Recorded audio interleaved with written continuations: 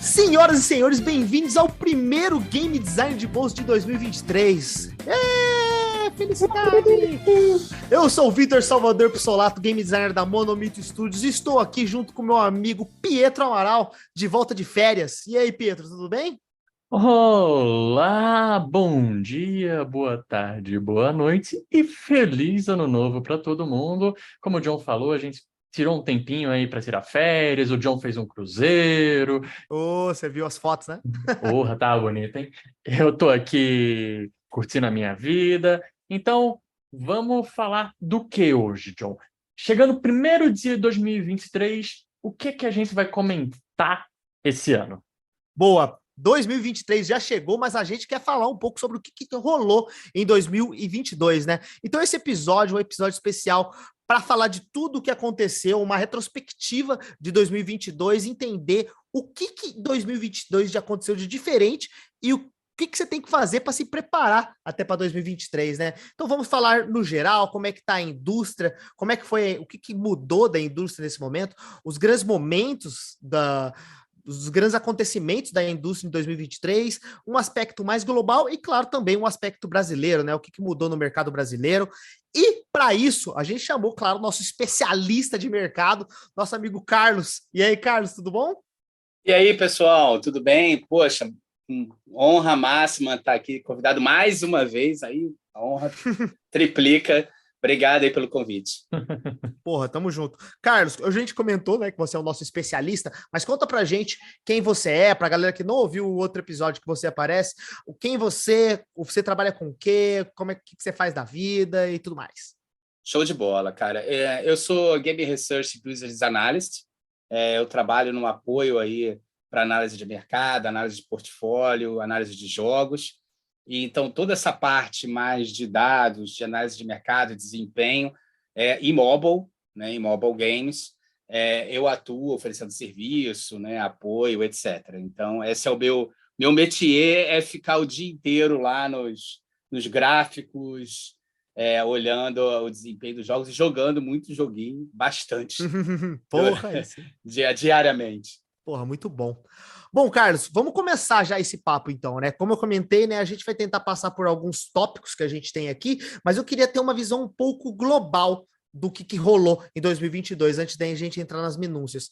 Então eu queria ouvir de você, Pietro também, né, quero os seus sentimentos sobre 2022 num geral. Como foi e o que vocês sentiram da indústria esse ano em relação aos anos anteriores? Vocês sentiram que foi um ano bom? Vocês sentiram que foi pior, melhor que 2021?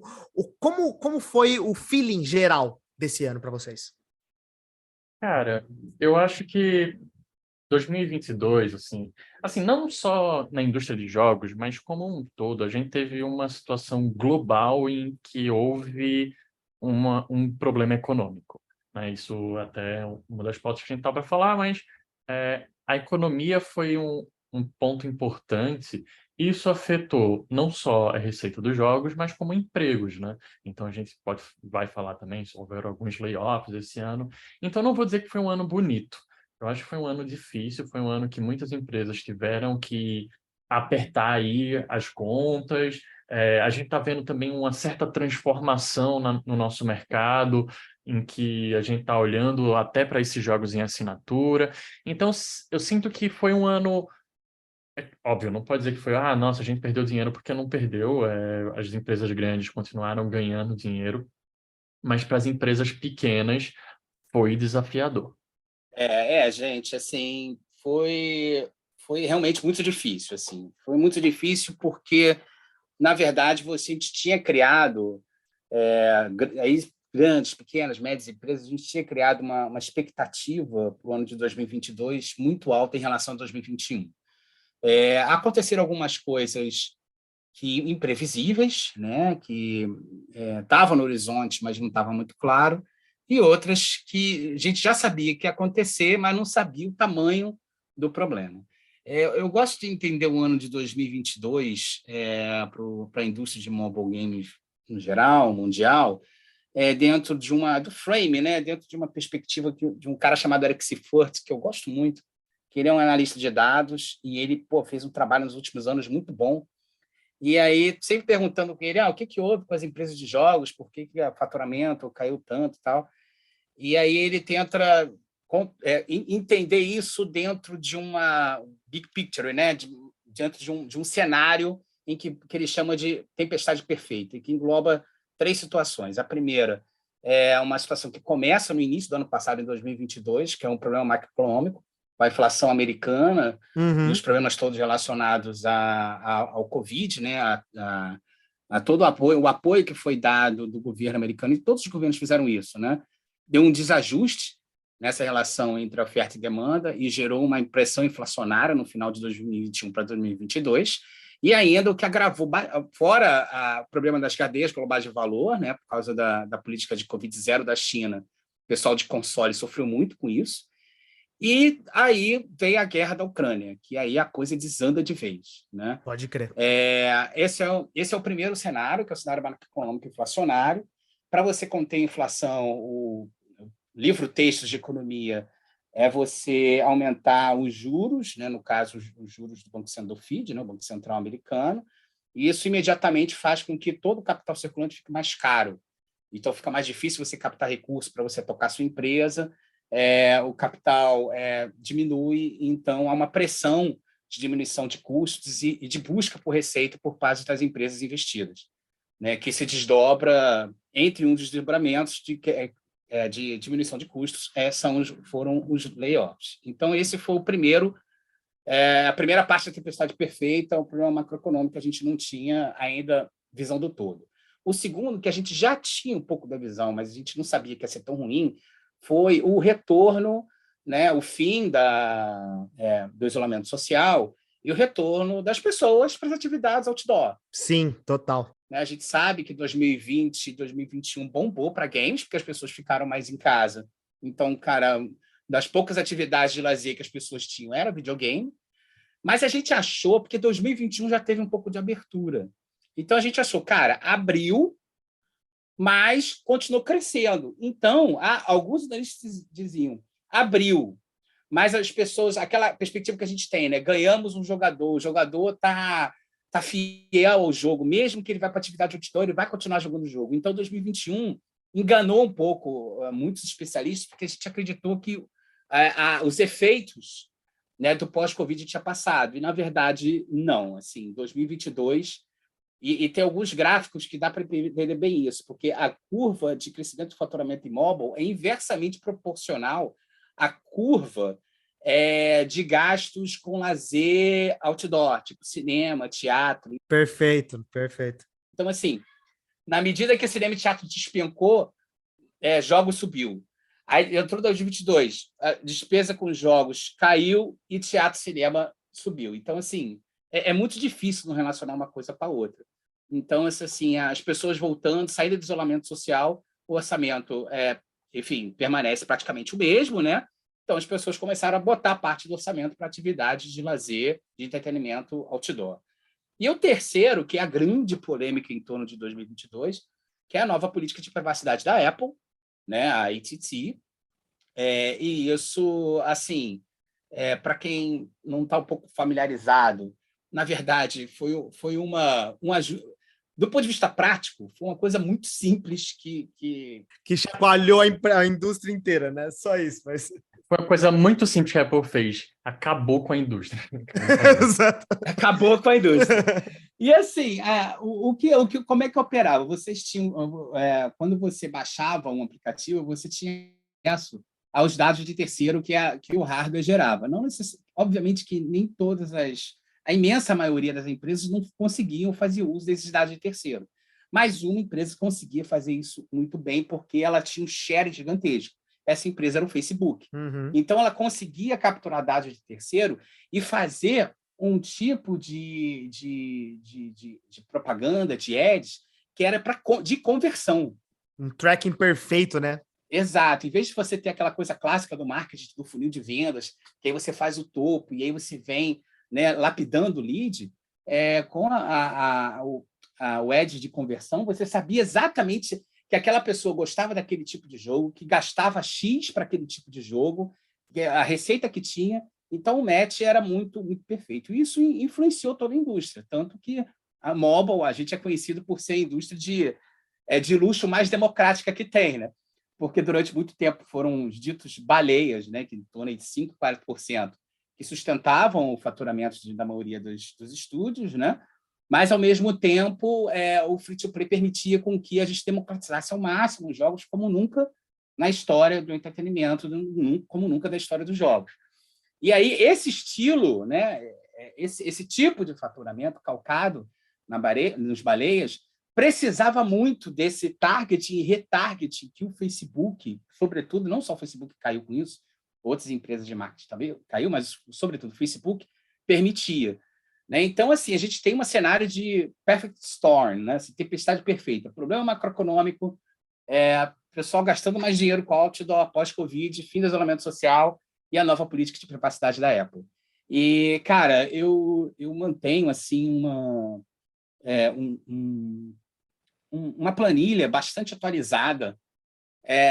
Eu fui percebendo mês a mês assim, as principais empresas de mobile games do mundo. Assim, eu rastreio mensalmente todas as empresas que têm faturamento médio acima de $1 milhão por mês. Tá? Então, realmente, eu pego as big companies. Porra, parabéns. Cara, assim, não é que... Se eu sou CEO, tá? Eu fecho a forecast de 2021 dizendo para os meus investidores, cara, olha, a gente vai crescer menos em 2022, mas a gente vai crescer 10%. Se eu chego em 2022 e cresço só 5%, já é péssimo. Né? Eu já vou ter que explicar tudo para o investidor o que ocorreu. Só que muitas empresas não ocorreu isso, gente. Ocorreu queda de faturamento real. Número é porcentagem menor do que 0, né? Assim, não é que você diminuiu o crescimento, é que você caiu o faturamento. E tem empresas, cara, que caiu um papo de 30%, Nossa Senhora. 20%, 30%. Então, assim, isso para uma empresa que visa crescimento, que tem que prestar conta para o investidor, né? Que capital aberto, então, nem se fala, né? O caso mais clássico que a gente tem é da Playtiga. Nossa Senhora, mata os caras. Então, assim, é um cenário aterrorizador.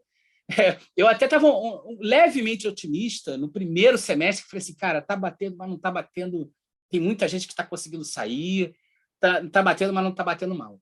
Cara, o terceiro trimestre de 2022 parecia, assim, minha planilha parecia aquela episódio do Game of Thrones, sabe? Exato, o casamento vermelho, né?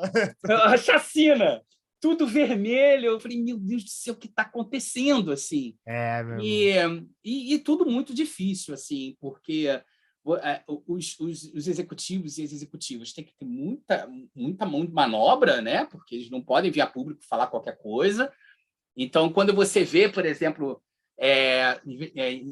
executivo falando da situação da empresa, vai falar assim, não, é um problema macroeconômico, tal, que a gente está sofrendo, e vai sempre minimizar a ITT. Na verdade, a gente sabe que talvez o peso maior de todo esse problema que a gente está vivendo, eu diria em torno de 50%, é a nova política de privacidade da Apple. Uhum. Só que os executivos não podem deixar isso muito às claras, primeiro porque essa mudança de privacidade, apesar de ter sido muito ruim, ela já vem sendo sinalizada já há algum tempo.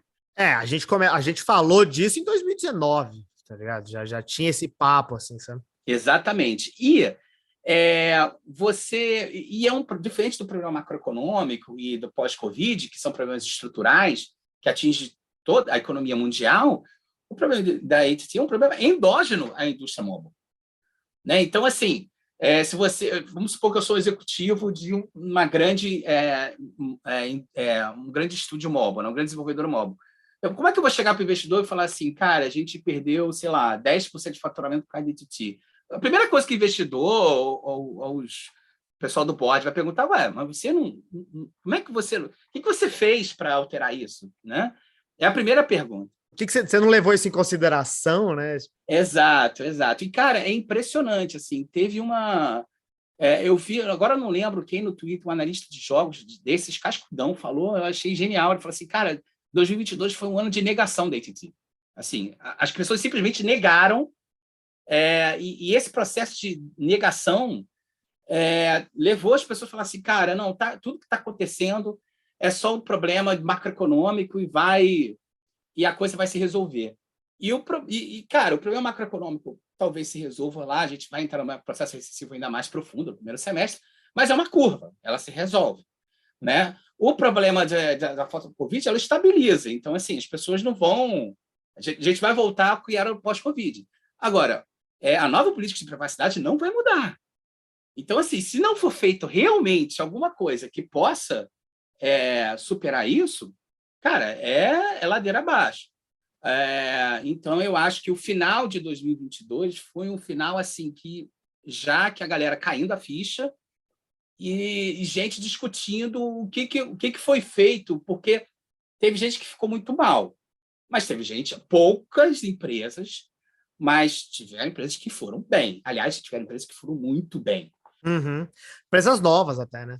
Empresas novas, empresas consolidadas. A própria Playtiga, quando você olha para ela, aí você fala, caraca, a parte de social cassino, desabou. Slot Machine, Slotomania despencou. Mas ela Slotomania já vinha despencando ao longo dos anos. Mas aí você vê, por exemplo, a parte de casual deles, o trabalho maravilhoso, o pessoal da Vulga, eu não sei como é que é a pronúncia, se era Uga ou Vuga. É Vuga, Vuga. É Vuga. Cara, maravilhoso, Johnny's Journey, sabe? E, cara, hoje o Hidden Object com o maior faturamento da história, sabe? Assim, e continuou, mesmo um jogo que já tem 4, 5 anos, continuou 2022 crescendo muito. Então, assim, significa que alguns times conseguiram, de alguma maneira, crescer, mantiveram crescimento, e a pergunta que fica, assim, e que é importantíssimo para 2023 quais são essas companhias, quais são esses times. A gente tem um case fantástico da Kitika, né, com o Stumble Guys, assim, no centro do problema. Os caras conseguiram fazer um jogo supostamente batido, né, que é de um gênero batido, ninguém mais vai fazer alguma coisa. Uma cópia quase, né? Mas... ninguém vai conseguir fazer isso. Os caras seguiram o playbook de desenvolvimento de jogos à risca, assim, quase um case modelar, né? E venderam super bem e o jogo continua super bem, sabe? Então, assim, olhar para 2022 teve esse cenário muito ruim, mas o que eu sugiro é a gente olhar para 2022 para entender essa galera que conseguiu fazer um bom 2022 e entender os motivos, porque os motivos são os mais variados, cara, que vai desde alguns gêneros que não foram tão afetados, e eu não sei explicar por quê, até determinados times que realmente conseguiram fazer uma trajetória muito fora da curva, né, em termos de faturamento. Eu queria acrescentar nesse ponto, porque o que a gente vê é que com a mudança da Apple, né, afetou principalmente os times que tinham estratégia de monetização via ads. E o problema disso é que, além do fato da Apple ter trabalhado em cima desse ponto de privacidade, né, isso gera alguns pontos sobre o retorno, toda a inflação desse ano, a inflação econômica, o problema econômico ou a guerra, ele trouxe uma incerteza na área de publicidade para o mercado, assim. Então, o que está acontecendo? As empresas estão gastando menos com publicidade, logo, isso está gerando uma receita menor e isso está afetando principalmente os jogos que dependem de receita via ad, né? Até mesmo se você olhar, boa parte das empresas que conseguiram se manter em pé, que caíram em pé, né? É porque, e não só caíram em pé, como muitas fizeram resultados bons esse ano, foi porque eles tinham uma bela estratégia de monetização IAP. E não era só, né, que a gente fala, não era só vender avatar, é que a estratégia do jogo, ela era muito forte quando você olha para in-app purchase. Já o ad é algo que existe lá, sim, mas é algo que cada vez mais está sendo deixado de lado por essas empresas. Então, isso é um ponto muito importante, porque como se tem essa insegurança, se teve uma insegurança muito grande esse ano na área de publicidade, e eu não falo só para jogos, né? A gente viu várias empresas cortando gás em publicidades em inúmeras coisas. Isso afetou a indústria de entretenimento como um todo. Então, tendo esse menor investimento em publicidade, afetou essas estratégias de monetização via ads, e as empresas que apostaram e melhoraram suas monetizações via in-app purchase, eles se deram muito melhor. Então, é um bom ponto para a gente olhar. Mas até, só complementando até um ponto que o Carlos falou da planilha dele, né, que eu acho que ali no início do o primeiro semestre, ele mostrava que, pô, realmente estava pegando pesado, não estava sendo o resultado que vinha de crescimento dos outros anos, né? Os 2020 e 2021 foram crescimentos muito bons para a indústria de jogos. Mas não estava, tipo, pô, vai dar ruim. O segundo semestre, ele dá ruim pra caramba, porque é exatamente onde a galera começa a ver, tipo, pô, o primeiro semestre não deu muito bom, vamos diminuir esse gasto, e aí as empresas de publicidade começam a apertar, e aí a gente tem que falar da economia global, né? Porque, cara, a gente pode olhar para todos os mercados, por exemplo, a Europa começa a se preocupar, a Inglaterra teve todo aquele problema lá com as taxas, e tanto que eles tiveram que demitir uma primeira-ministra por causa do pacote que ela estava criando lá de taxas, estava tudo muito maluco. Então foi uma incerteza tão grande que isso afetou muito o segundo semestre. O segundo semestre ele foi terrível, foi tão ruim que eu entendo que as empresas esse ano elas estão contando com 2023 ruim. Então, já para esse ano, a expectativa pode-se dizer que é de um 2023 ruim. Quando eu falo 2023 ruim, não é que essas empresas vão perder dinheiro, mas que elas não vão ter um crescimento como se teve anteriormente, nem um crescimento tão saudável, talvez se manter estável ou estável em comparação a 2022, né? Então, se tem ainda um receio em 2023 por causa disso, um retorno aí, e é um lugar que eu, sendo desenvolvedor, ficaria muito de olho no mercado, ficaria muito de olho na parte de publicidade, como isso vai acontecer esse ano, porque as pessoas estão começando a pensar suas estratégias de olhares diferentes. Quando vocês comentaram do Stumble Guys, né? Eu acho que ele é o maior grande sucesso, ele é o hit do ano, né? Dá para se dizer assim, né?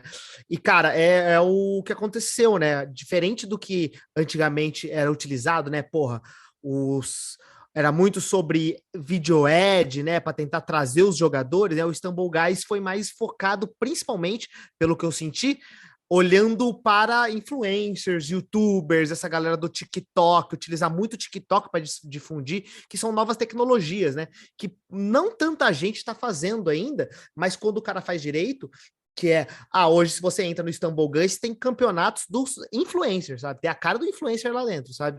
E é isso que fez o jogo, claro, além do jogo ser muito bom, as pessoas estarem no jogo, né? A galera chegou no jogo não mais pelos ads, mas por, pode-se dizer, até recomendação, né?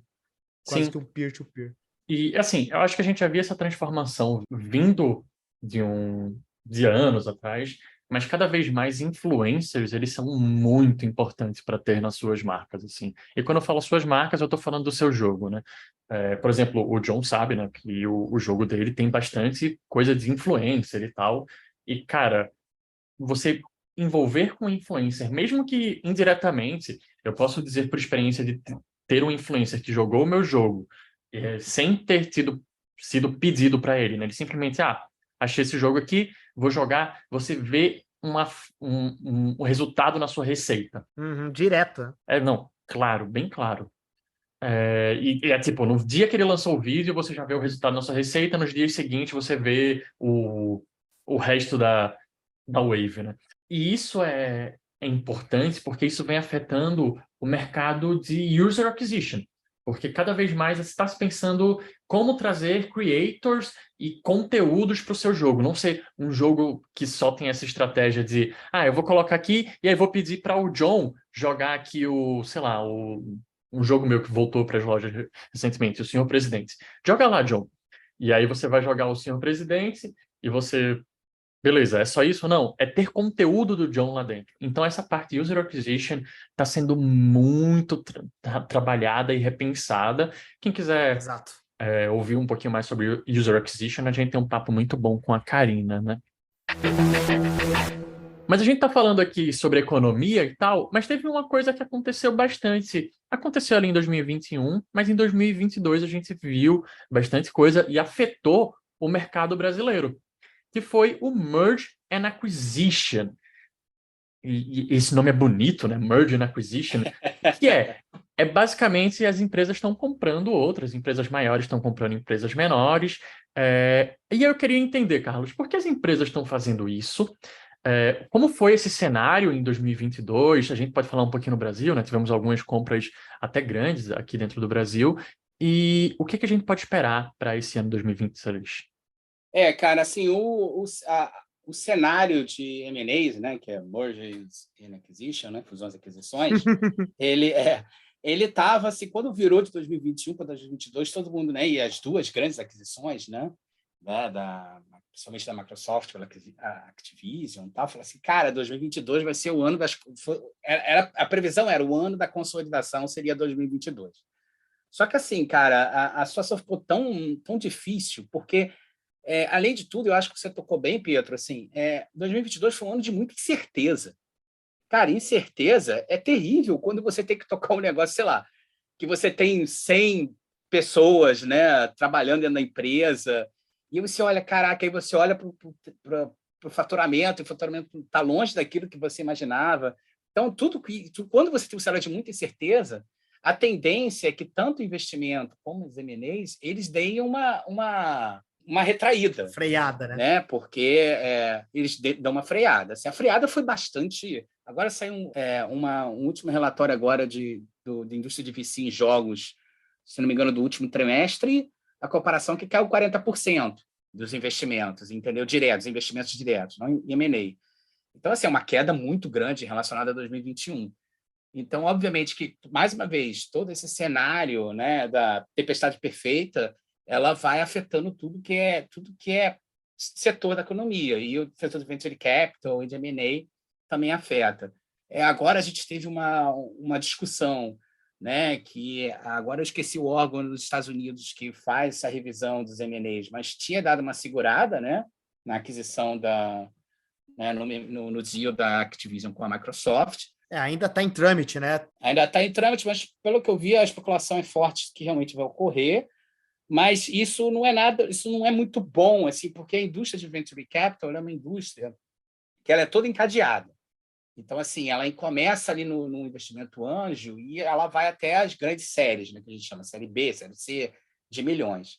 E aí, quando um investidor, geralmente um investidor institucional, faz uma série A e aplica, sei lá, 5 milhões numa empresa, ele está ali numa perspectiva que vai gerar 10 vezes mais, porque o investimento de venture capital é muito arriscado. Sei. Então, uma empresa ela precisa gerar 10 vezes mais para o fundo, porque nas outras 9 empresas, pensando que você está investindo em 10, vão falhar.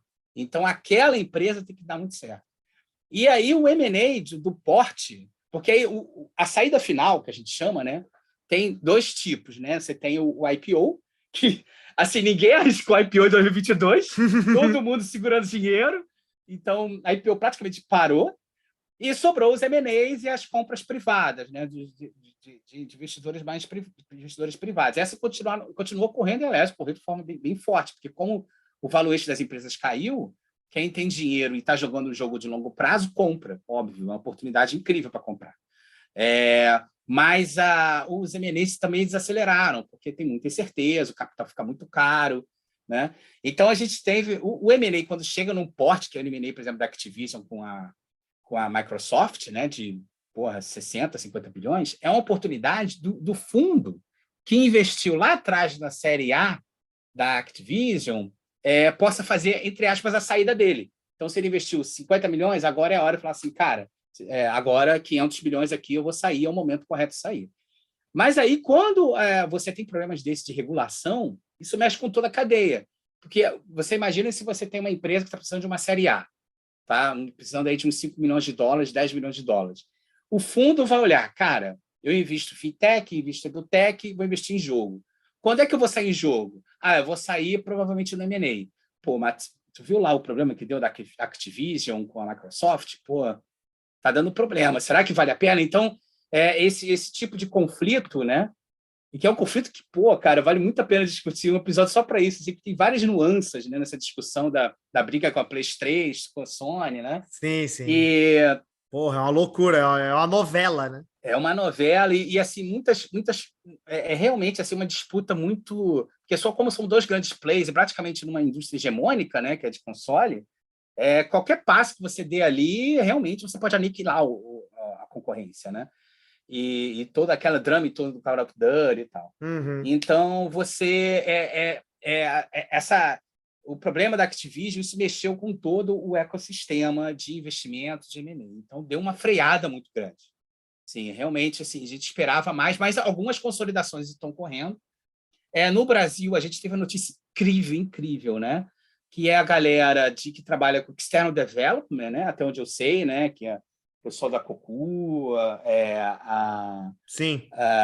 e o external development continua extremamente assim uma avenida para empreender em jogos no Brasil, uma avenida. Então, assim, quem quer, poxa, eu gosto de jogo, mas tem uma pegada mais de tocar o negócio e tal. External development no Brasil hoje, a gente está muito sexy. As pessoas olham lá para a gente e falam, cara, a gente tem talento em artistas, nossos artistas são reconhecidos, nosso trabalho de arte em jogos é reconhecido internacionalmente. Então, assim, e é sempre aquilo, né, velho?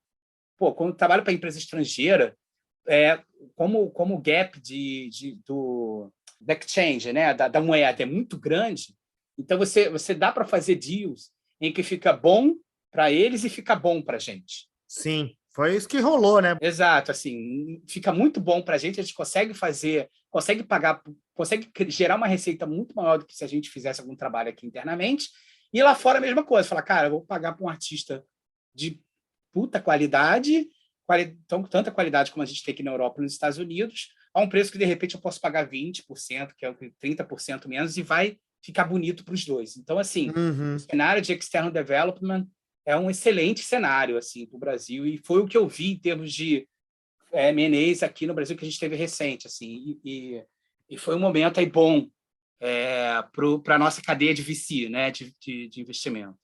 A gente teve, eu acho que, relembrando, né, a gente teve a Fuga, a gente teve a Octagon, que foi comprada, hoje é a Fortis, né? E a gente teve a Kiri, se eu não estou errado também, certo? Exato. A Aquiles foi pela Epic. Velho. Teve um aporte, né? É um aporte que, na verdade, serviu para a saída dos investidores, porque assim, as saídas dos investidores elas acontecem em vários níveis, né?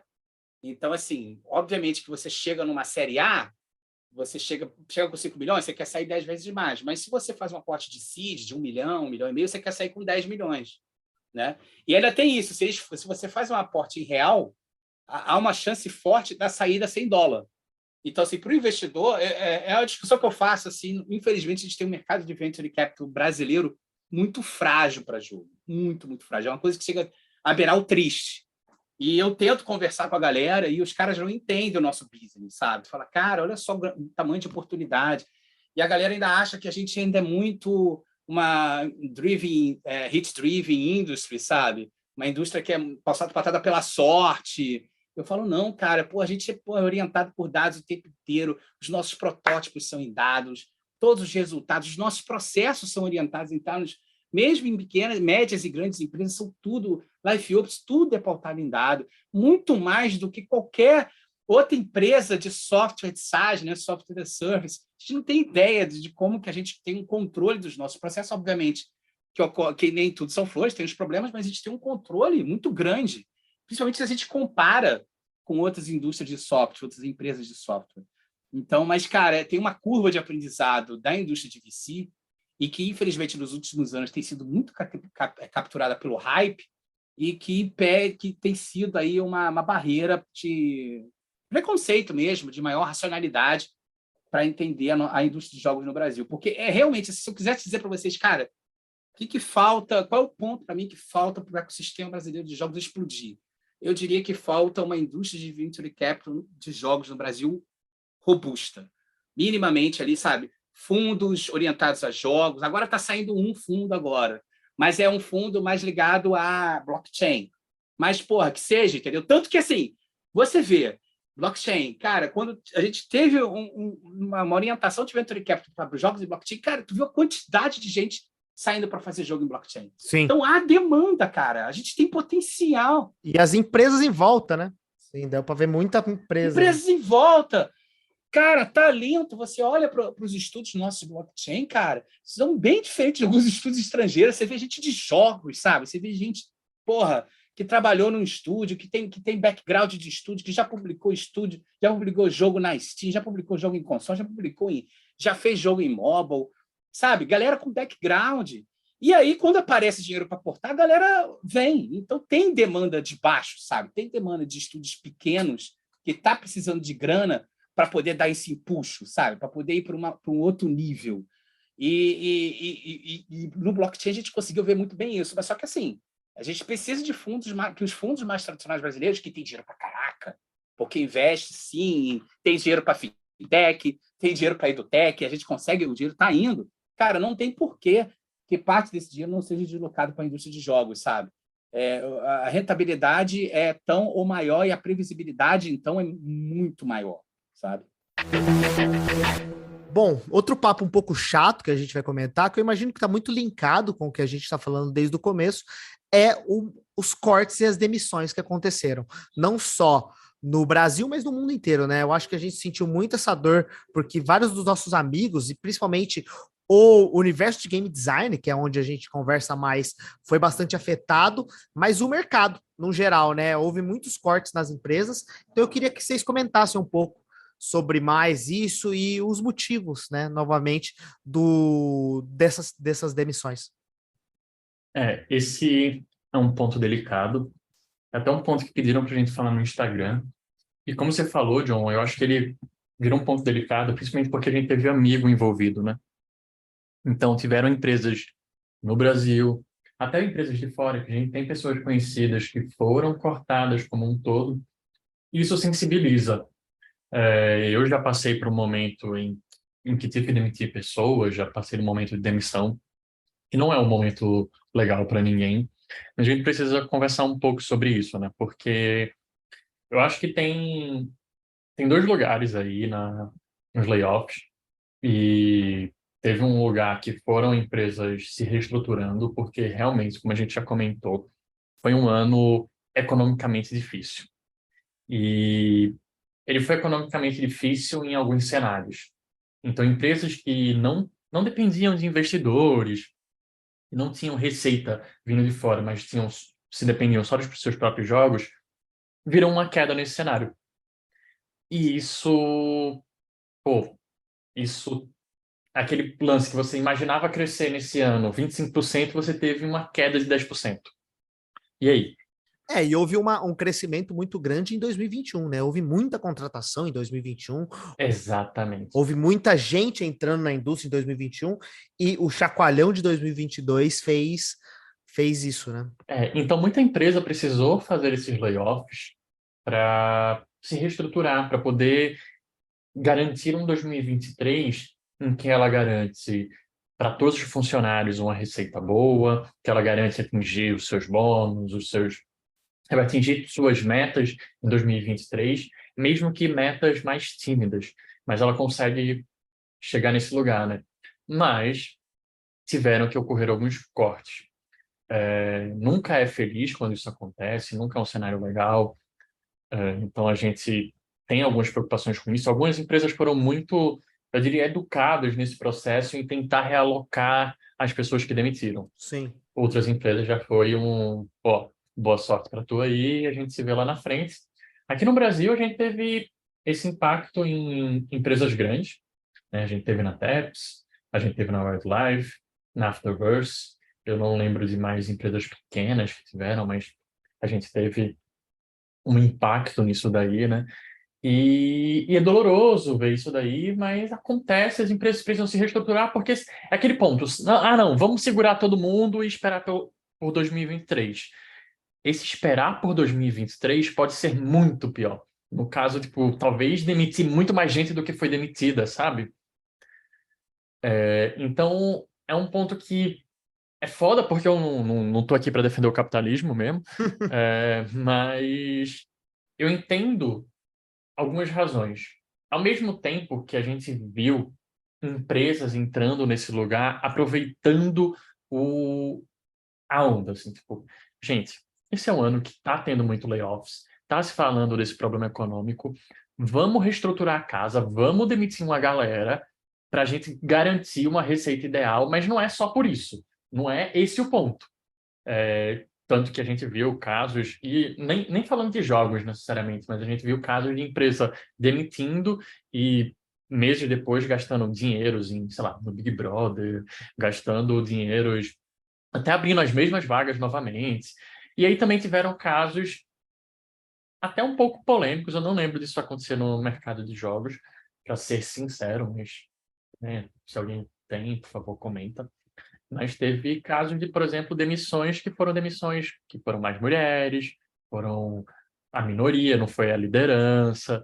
Então, sabe, um cenário complicado, mas é um cenário de reestruturação econômica, né? Como eu falei como um todo. Então, eu espero, já deixando aqui a minha expectativa, imagino que em 2022 a gente viu muito isso.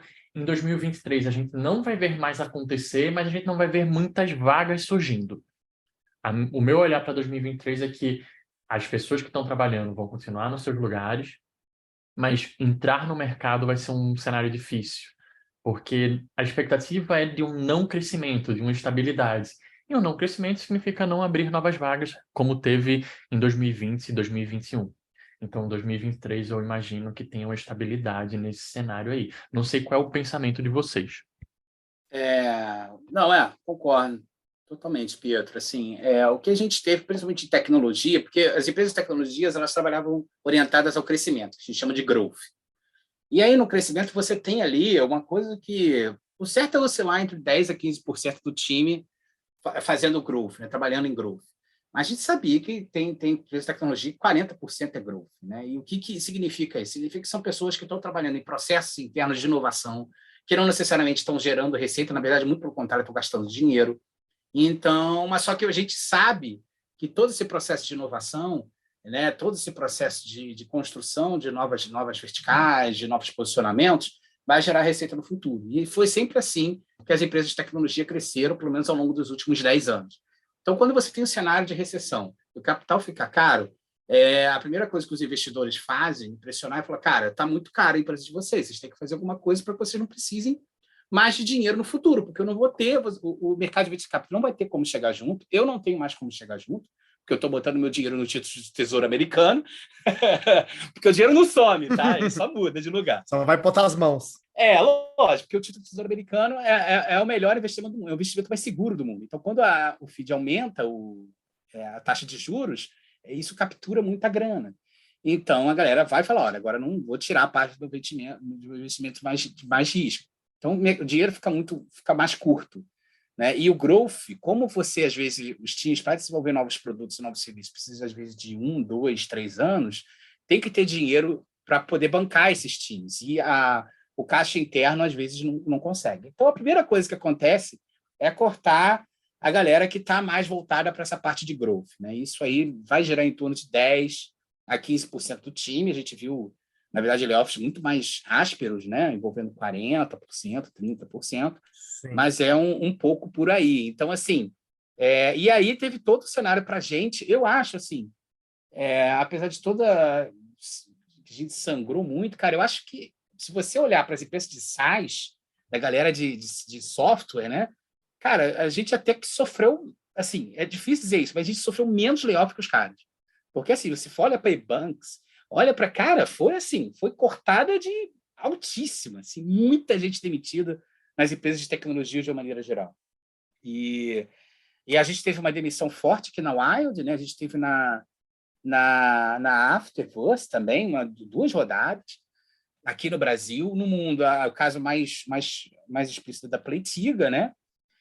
Então, tem essa face aí, que é essa face macroeconômica, essa face de mudança do custo de capital, e você deixar de orientar a empresa para growth, para orientar ela para faturamento, e isso, assim, basicamente, você inutiliza parte da mão de obra interna para isso. Um segundo ponto, aí tem um segundo ponto que tem que olhar para cada empresa e o momento de cada empresa e a estratégia de cada empresa. E aí o Pietro falou uma coisa importante, por exemplo, se tem uma empresa que depende muito, que tem muito seu, que a gente chama de cap table, né? Que é as ações da empresa vinculadas à VC, agente de venture capital, investidor, e principalmente se eles têm ações de preferenciais, que a gente chama, de poder de tomada de decisão política, a força que esses caras têm nas empresas é enorme. Então, fala, cara, não dá, tem que fechar a conta, tem que cortar custos, tem que cortar. Então, assim, os executivos às vezes têm pouca manobra para isso. Então, tem que ver o caso de cada empresa, como que está articulado cada empresa, né, nesse jogo político interno que se tem com os investidores e a mão de obra interna. Do ponto de vista humano, assim, não tem o que dizer, assim, é uma catástrofe, é uma tragédia, não tem outra palavra para dizer. Mas, do ponto de vista empresarial, também é muito ruim. Porque, cara, você chama... no mercado de jogos acontece muito.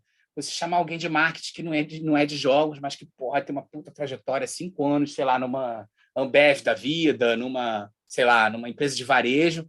Porra, essa pessoa tem um baita potencial e é muito importante que ela venha para jogos. Só que, assim, ela tem uma curva de aprendizado até entender como é que funciona a nossa indústria. E isso aí, matematicamente, gira em torno de 4, 6 meses. Então, quando você olha a linha de corte, muita gente assim que estava 1 ano, às vezes até menos, era no alvo para ser demitido. Pô, tá muito triste. Isso é horrível, porque para a empresa isso é muito ruim, porque você desperdiçou tempo.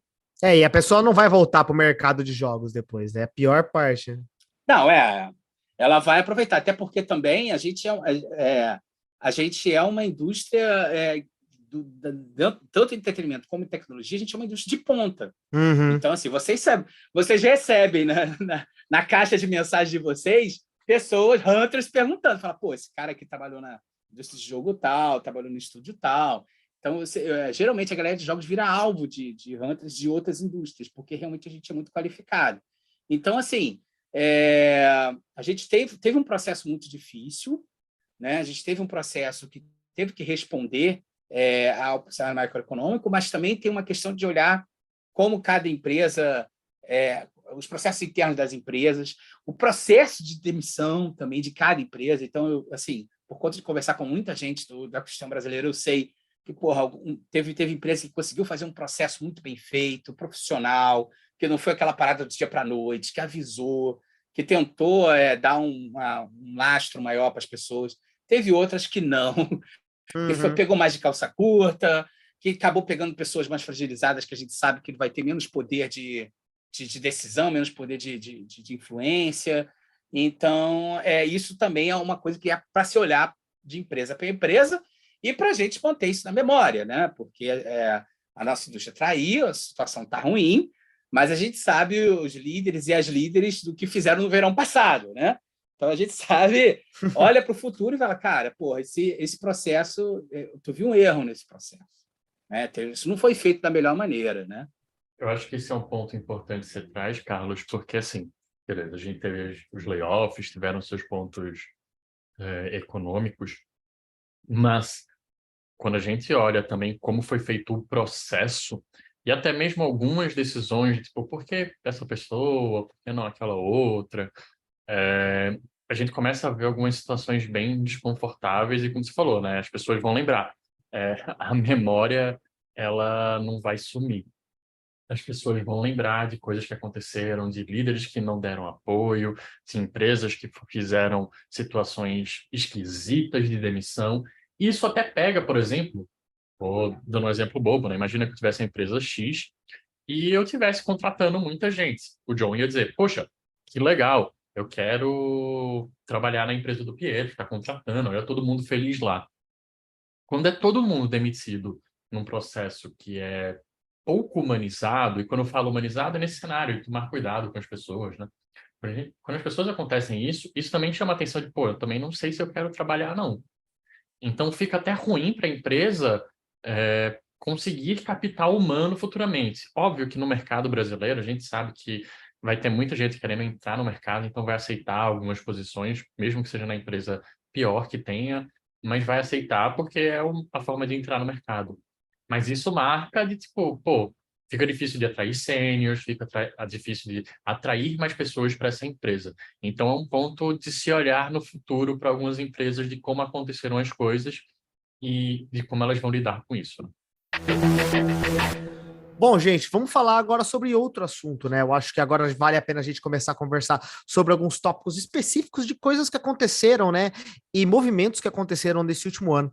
E eu acho que o primeiro que a gente tem que falar é o elefante, né, na sala, que é os jogos NFT. Os jogos NFT vieram, né? Acredito que houve um grande início, quase que deles no período de 2020, indo para 21, mas 2022 estava aí e aconteceu muito desse mercado dentro do universo de jogos, principalmente no mercado mobile, né?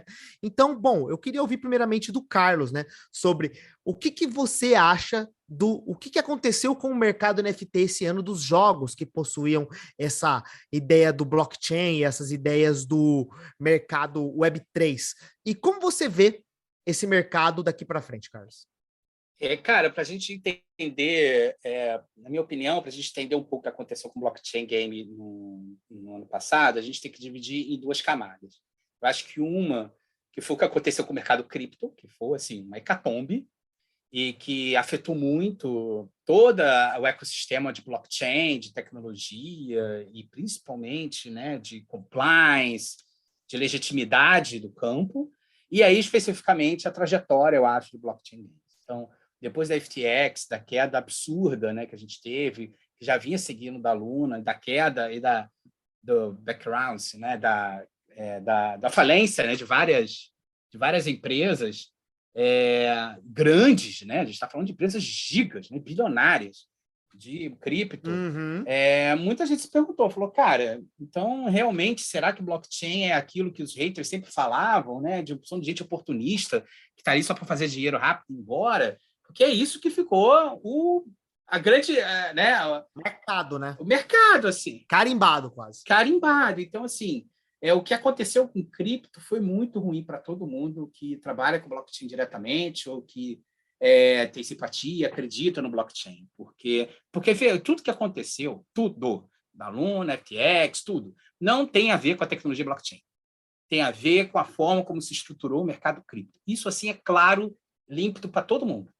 Então, a discussão que foi o que se tornou ao longo dos anos o mercado cripto, uma injeção de capital gigantesca de venture capital, movida por um hype, movida por questões assim, talvez idealistas, e quando a casa cai, o Nelson Rodrigues dizia assim, o problema quando a gente tem um idealismo muito forte é que quando a casa cai parece que é uma catedral de pauzinhos de fósforo, sabe? Que era um negócio enorme, mas totalmente frágil. E essa é a sensação que a gente tem hoje quando olha para o mercado cripto, que puxa a tecnologia blockchain. Né? Então, assim, eu acho que a gente vai ter um ano de 2023 que já fechou 2022 com muita retração em venture capital, muita retração para blockchain. E, ao mesmo tempo, também agora vai começar a peneirar, aí vai ver o que vai ficar, o que não vai. Ainda falta muito, acho que ainda tem a galera que é pioneira em blockchain tem muito idealismo ainda em torno do blockchain, ainda falta mais pragmatismo, falta entender como é que realmente a tecnologia blockchain pode gerar utilidade para as pessoas do dia a dia que não são early adopters de blockchain, de cripto, NFT, etc. Então, esse encaixe ainda falta. Então, esse é um lado. Assim, e esse lado afetou muito a indústria de jogos, de blockchain. Afetou desde alguns estúdios que tinham moeda atrelada, por exemplo, Solana, etc., que conseguiram se safar, mas assim, causa um certo desespero, e até a crise de legitimidade, que esse é o ponto. Né? Assim, a imagem, né? A imagem. É sobre isso, né? Velho, é aquilo. Porra, tu tá lá, aí tu fala pra tua família que trabalha com blockchain, e de repente, porra, tu viu o que aconteceu aqui? O cara foi preso lá, não sei onde, aí te mostra. Exato. Cara, tu fica com a cara onde? Né? Tu tem que, não, calma, tem que explicar. Então, isso tudo, essa crise de legitimidade, eu acho que a pessoa está falando de um grande reset, né, de 2023, né? Precisa realmente fazer um grande reset, um grande reinício do blockchain, da tecnologia blockchain, de rever as novas orientações, ver o que é melhor para todo mundo, né? E a outra camada é a camada de blockchain game, né, especificamente. E essa, sim, a gente teve muito investimento. Eu acho que parte desse investimento foi feito uma parte significativa foi feita na alta do hype. A gente está falando ali final de 2021 para 2022. assim, com projetos na minha avaliação, bastante inconsistentes, né? Você era gente que CEO, geralmente, no início de 2022, era gente pegando para fazer jogo play to earn, aí tu olhava o time, o CEO era um cara de 10 anos de cripto, o CFO era um cara de 12 anos de cripto, e você não via ninguém de game, né? Assim, cara, Exato. nada.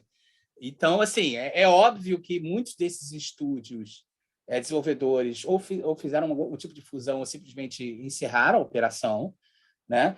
E a gente teve assim uma mudança ao longo de 2020 do perfil de investimento, principalmente da entrada da Andreessen Horowitz, né? Que quando eles criaram um fundo específico para jogos e botaram os cabras que entendem de jogo conduzindo o fundo.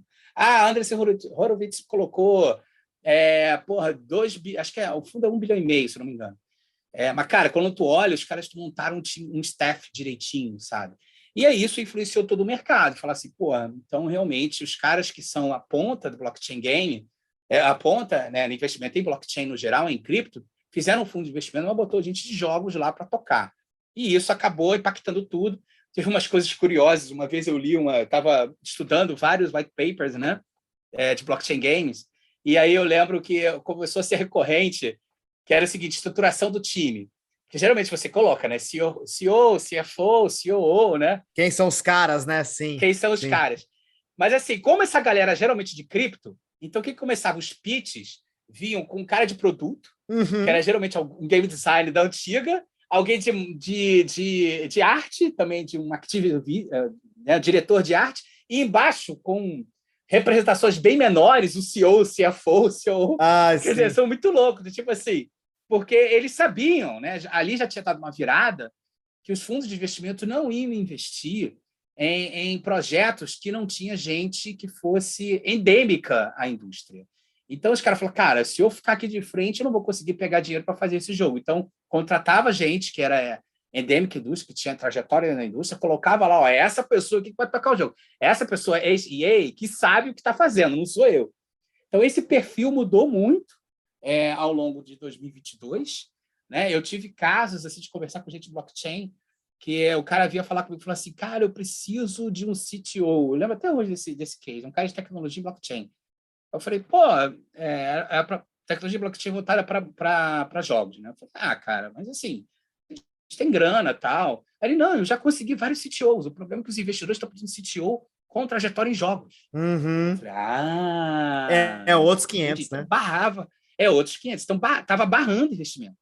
Se você não tivesse gente na equipe, ali já na rodada do segundo semestre, se você não tivesse gente na equipe que não fosse da área de jogos, você já estava barrando já os investimentos. E é óbvio que a curva de investimento naturalmente caiu, né? Porque a gente ainda tem toda essa crise de legitimidade que não aconteceu ontem, né? Que não aconteceu com a FTX, não aconteceu com a Luna, já vinha desde o problema do Play to Earn e toda aquela maluquice que foi em torno, né, daquilo. Então, assim, a gente já tinha uma crise de legitimidade que fazia com que muita gente que era veterana da indústria de jogos tinha resistência entre a blockchain. Agora a coisa deve ter piorado muito. Exato. Mas, assim, eu acho que a minha leitura sobre tecnologia blockchain, para jogos, ela continua absolutamente a mesma.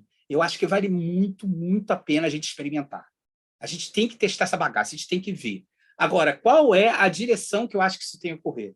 Eu acho que essa direção não é a direção que estava ocorrendo, que era o cara que sei lá, puta experiência em blockchain, cripto bro total, e falava assim, nossa, a gente vai mudar inteiramente a indústria de jogos, porque a gente está trazendo a blockchain, então agora o cara vai poder ter propriedade, o cara vai poder fazer mercado paralelo, tal, entendeu? Entregar uma maximização, digamos assim, de pautas, das possibilidades que a blockchain pode gerar.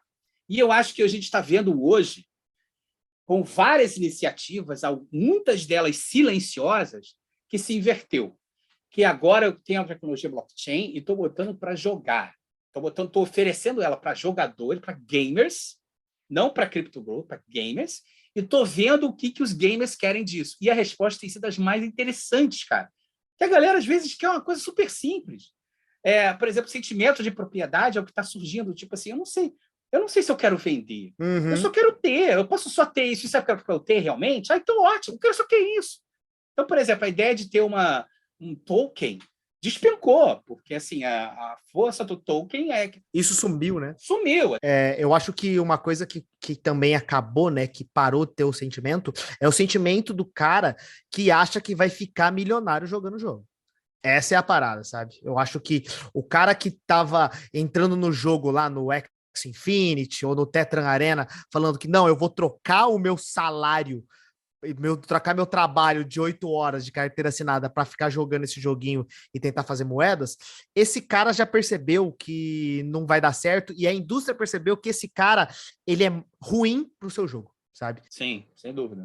E as experiências agora não estão mais focadas nisso, né? A ideia futura é não fazer um jogo onde o cara vai tentar fazer dinheiro. Sim, ele tem essa experiência de trocar a figurinha, pode ser assim, e talvez ganhar um dinheirinho, mas não é aquela história do cara que, igual no World of Warcraft, ficava coletando dinheiro para depois vender no mercado. Isso não vai existir e a cripto não vai fazer com que isso aconteça, sabe? Os jogos não querem isso. Sim, total. E isso lembra um papo que eu tive com você quando a gente estava no bar, a gente falando sobre NFT e tal, né?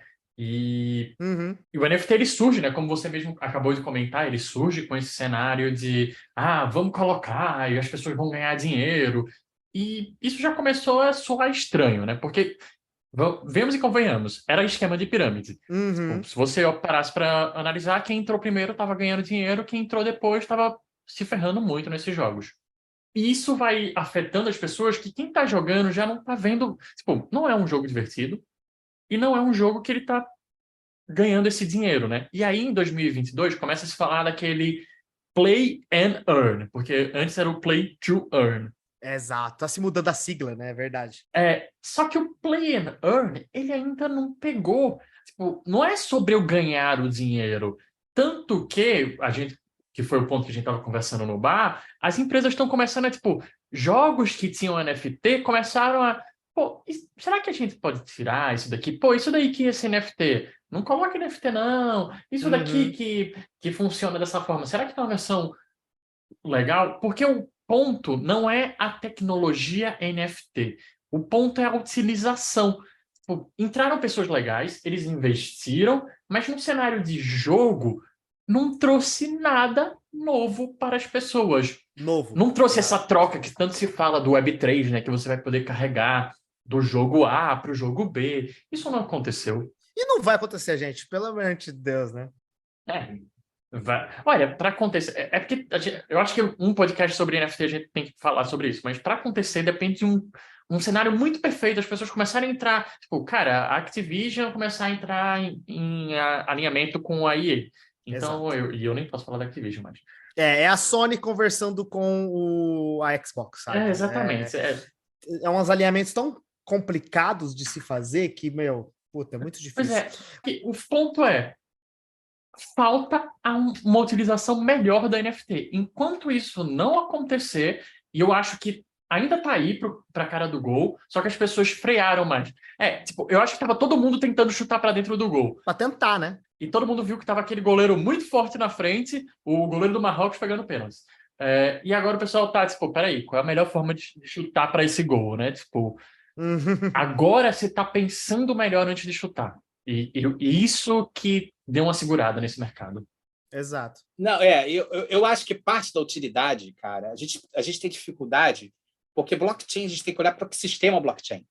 E tudo que circula, que gira em torno, que tem game, que tem NFT e arte, que tem cripto, a parte financeira. Então, eu acho que parte da utilidade do blockchain para a gente, para os jogos, vai ser conectar e trazer todo esse ecossistema blockchain também para o jogador e para os nossos jogos para a gente poder pensar. E aí o problema é que esse ecossistema de blockchain também está falho. Entendeu? Também está. Esse ano foi uma hecatombe. Exato. Então, assim, o que a gente acaba. É difícil a gente pensar numa utilidade quando o próprio blockchain em si perdeu um pouco dessa utilidade. Servia para cripto, caiu. Ele está chacoalhado, né? As bases desse universo estão chacoalhadas, né? Está muito chacoalhado, né? O que o Carlos falou é até real, né? Você comentou que a galera estava mudando, que era do play to earn, agora é o play and earn. Existe até, como o Carlos falou, porra, tem gente que tá querendo só colecionar, cara. Se ele for um NFT ou se ele não for um NFT, não importa, sabe? O sentimento de coleção tá aí e tudo bem.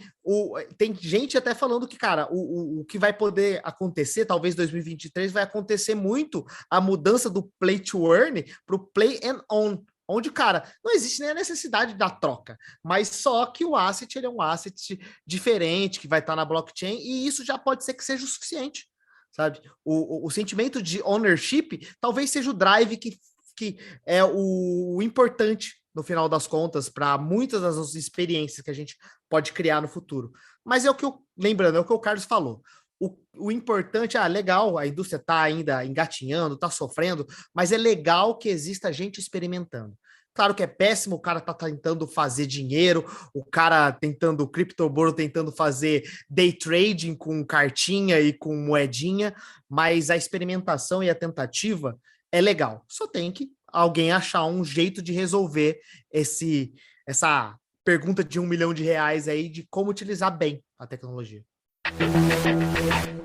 Bom, e a gente no começo ali falou de alguns players, né, que caíram muito bem esse ano. Eu acho que tem um player que está se dando bem há 10 anos. Esse ano a gente comemorou 10 anos do Candy Crush. Isso é um marco, eu diria, para a indústria do mercado mobile, tá? Parece... eu acho que a gente tem que mencionar... Pô, o Candy Crush, o marco para a indústria mobile, por quê? Ele é um jogo tão datado, ele é um jogo datado que está fazendo milhões todos os meses. Não é todos os anos, é todos os meses. Uhum. É um jogo que vem se reinventando, é um jogo que cada vez mais está atraindo mais jogadores, está gerando mais dinheiro. Então, é interessante se falar, comemorar esses 10 anos como um jogo, que foi o primeiro jogo. Quando a gente pensa em jogo casual, eu acho que a maioria das pessoas conhece o Candy Crush. Pensa nele, né? Você pensa no casual, né? Eu acho que até as pessoas que não são da indústria, eles devem conhecer o Candy Crush de alguma forma. Já a gente bota outros jogos, esses jogos já começam a ser esquecidos da memória. Até o próprio Angry Birds. Vou pegar aqui o grande primeiro hyper casual, o Flappy Birds. Então, tiveram jogos que cresceram muito, mas o Candy Crush, e a gente tá falando do Candy Crush Saga, né? Fazer 10 anos, estando há 10 anos no top grossing e vários momentos top 1, e quando eu falo vários momentos, é vários momentos do ano passado, não é vários momentos da Da vida, vida, né? né? Vários momentos recentes, passados e provavelmente futuros. Então, eu acho que é uma comemoração muito grande, porque o Candy Crush, você vê uma mudança nele em vários cenários. É muito interessante para quem conhece o jogo, para quem jogou anteriormente, poder jogar este jogo no passado, poder jogar as versões atuais e olhar para o que está sendo feito nele. Eu recomendo a todo mundo que é do mercado de jogos, assim, jogar o Candy Crush uma vez por ano, uma vez a cada 6 meses, para vocês verem como ele está evoluindo, para onde ele está indo. Porque eu acho que é um ponto importante da gente comemorar isso como um cenário da nossa indústria. Ele é um reflexo muito grande da nossa indústria. É um jogo que vai estar aí por muitos anos. Então, é isso. É um marco importante para a gente se ter, de uma empresa importante, e é isso, né? Ele é a cara da indústria no final, né? Ele já virou cultura pop, eu Não, acho. total. Se você pega o filme do Detona Ralph, tem referência do Candy Crush, sabe? É esse nível de coisa assim, sabe? E eu acho que esse é um ponto. Ele é um jogo que não tem uma IP forte, porque você não sabe quem são os personagens do Candy Crush, mas o Candy Uhum. Crush é uma IP forte. Como você falou, ele virou cultura pop. Eu acho que o grande marco e a grande coisa que o Candy Crush fez é que ele transformou a experiência e ele conseguiu fazer tudo aquilo que um jogo mobile quer fazer o jogo virar uma rotina sua. Fazer aqueles 5 minutinhos de pegar o celular e jogar uma fazinha, sabe? Todo dia você entrar para coletar a moedinha grátis, sabe? É isso que ele fez. Ele tem esse loop redondo que entrou na rotina das pessoas, e é legal que ele também é um símbolo do gamer que não se considera gamer, né? Que ele é um símbolo de tipo de jogo para pessoas que é um pouco mais velhas, não é aquele jogo que quando você pensa no garoto hardcore do videogame, né? Não é para ele, e eu acho que isso também é a indústria mobile, né? A indústria mobile prova que videogame não é só pro garoto bad boy, né? Ele é para todo mundo, e o Candy Crush é o grande exemplo para mim, sabe? Não. Muito legal Exatamente isso. Não, total, cara. Assim, eu acho incrível também, assim, pô, a ênfase dada pelo Pietro, eu também dou total, cara. Eu acho o Candy, assim, o Candy Crush, King de uma maneira geral, né? É tipo, sei lá, cinema, você pensa em Hollywood, né? Música, você pensa música pop, você pensa Madonna, Michael Jackson, né? Fórmula 1, você pensa Ayrton Senna. Jogo mobile, o Candy Crush, né? Assim, é a nossa grande referência. É um jogo que tem várias coisas interessantes, é um jogo muito longo, então ele viveu muitos momentos, ele viveu a fase do Facebook, ele viveu a fase da transformação do free-to-play, da ida para o faturamento em IP, vive agora a fase da crise, vive bem, assim, né? Está conseguindo dar uma sustentabilidade. Ele tem essa coisa do branding, né? Que é fortíssimo e que agora eles estão conseguindo fazer um proveito desde os últimos 2 anos, né? Com ações do Candy Crush nas ruas, né? De marketing relacionada ao Candy Crush. E eu acho que tem essa coisa que o Pedro falou muito bem, que você e o Vitão também falou, que ele personifica, né? O típico casual gamer, né? Do mobile, né? Assim, quando a gente pensa em casual, quando a gente pensa em mobile, a gente pensa muito no Candy Crush e pensa muito que isso orienta a nossa prática diária, sabe? Tipo assim, cara, eu vou pensar no jogo, você tem subconscientemente o que é um level, né? Você vai pensar num sistema de níveis, aí tu fala, caraca. Aí você vai falar de sistema de nível e toda vez que você vai falar alguma coisa de jogo, dar uma aula, fala assim, cara, level system, aí você vai dar o exemplo do Candy Crush. Core Loop, aí você dá exemplo do Candy Crush. Game Art, você dá exemplo do Candy Crush. E aí você começa a falar, caraca, é exemplar, né, assim, da nossa indústria. Em vários elementos do jogo, como negócio, como jogo, é fascinante, assim, cara. E é uma das coisas realmente assim que da gente realmente jogar. Quem trabalha com indústria mobile, né, mobile game, realmente está sempre um pouco jogando. O Candy Crush, eu acho que é uma boa prática mesmo, sabe? Muito bom. Bom, e ainda falando da indústria, né? A gente teve um cenário, uma coisa interessante esse ano de uma outra empresa nórdica, uma outra empresa mobile, e eu acho que eu e o John, a gente fala muito do mobile porque a gente é desse mercado, né? Mas que trouxe alguns questionamentos. Será que isso deu certo? Será que aconteceu? Brawl Stars. O que é que o Brawl Stars fez? Ele retirou suas loot boxes. Carlos, o que é que você viu como esse caminho do Brawl Stars fazer isso? Cara, essa é um conjunto de fatores, né? Assim, na Europa está um movimento muito, muito forte de regulação em torno das loot boxes. Então, isso já é um movimento aí de 3 a... Já tem uns 3, 4 anos já, bastante forte. Então, loot box, pelo menos para os jogos, para os grandes estúdios, é um caminho que realmente vai ser difícil de insistir. A gente está falando também de uma empresa que é a Supercell e de um jogo que tem um ciclo de vida gigantesco também, né? E que tem muito late players. E eu acho que uma mudança está casando junto com isso, uma mudança de comportamento de consumidor dos jogadores, né? Aí casa também o problema da privacidade da Apple, né? Porque a gente vai ter, os grandes estúdios vai ter cada vez menos acesso aos jogadores balesos, que gastam muito dinheiro. Então, você vai ter que fazer uma redistribuição desse faturamento ao longo do funil, né? Então, geralmente, a gente divide, né, os players de jogos do ponto de vista do faturamento, lógico, né? As baleias, que são 2 a 3% dos jogadores, né, de um determinado jogo. Você tem ali os que a gente chama de golfinhos, né, que é a galera que faz algum pagamento e que gira em 10, 15%. E a gente tem os pequenos peixes, que a gente chama sardinha, que é a galera que entra em jogo, joga e não faz gasto nenhum. Deixa eu só fazer um corte rapidinho. É porque eu acho que é um ponto que a gente já debateu aqui em outros episódios. A gente está tentando mudar essa nomenclatura, e quando falam a gente, não é só o GD de bolso, é o mercado, por causa de como isso é um olhar predatório para.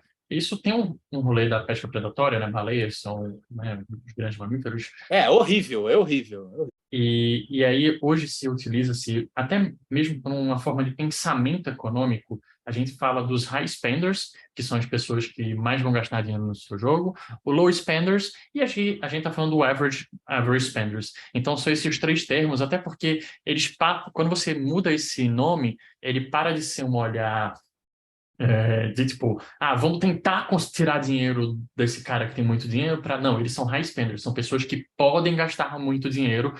Como damos oportunidades para ele fazer isso? Até tem toda a parte de respeito a essa cultura que estão tentando quebrar, como também a parte de, eu odeio essa palavra, mas de mindset, que é importante para dentro do mercado, de como fazer as pessoas gastarem dinheiro e não como tirar dinheiro deles. Não, total, cara. Bom, brigadão, Pedro. Você tem toda a razão, assim. É porque realmente eu já fico com esse negócio na cabeça, já que vejo, vou lendo o texto, aí vou vendo a galera classificando dessa maneira e acabo reproduzindo sem pensar. Mas você tem toda a razão, cara. Assim, e eu acho que, assim, independente de qualquer coisa, esses high spenders, né, que são os usuários de alto gasto dentro dos jogos, dada a nova política de privacidade, a dificuldade de acessar eles, tanto, sobretudo no retarget, vai mudar. Né? Então, vai mudar, isso que eu acho que é interessante, vai mudar toda essa necessidade da regulação, todo esse problema da privacidade, da dificuldade de acessar os jogadores que gastam mais nos jogos, etc. Isso vai mudar, inclusive, a forma como a gente faz os jogos. Né? E eu acho que vai vir coisa boa aí. Acho que vai vir coisa boa. Essa mudança do Brawl Stars é uma mudança de uma expectativa que ele já vem construindo há alguns anos. A gente tem pouca informação sobre isso, mas o pingadinho que a gente pega daqui e lá, sobretudo do Construct of Fun, é sobre o aumento do faturamento com Game Pass.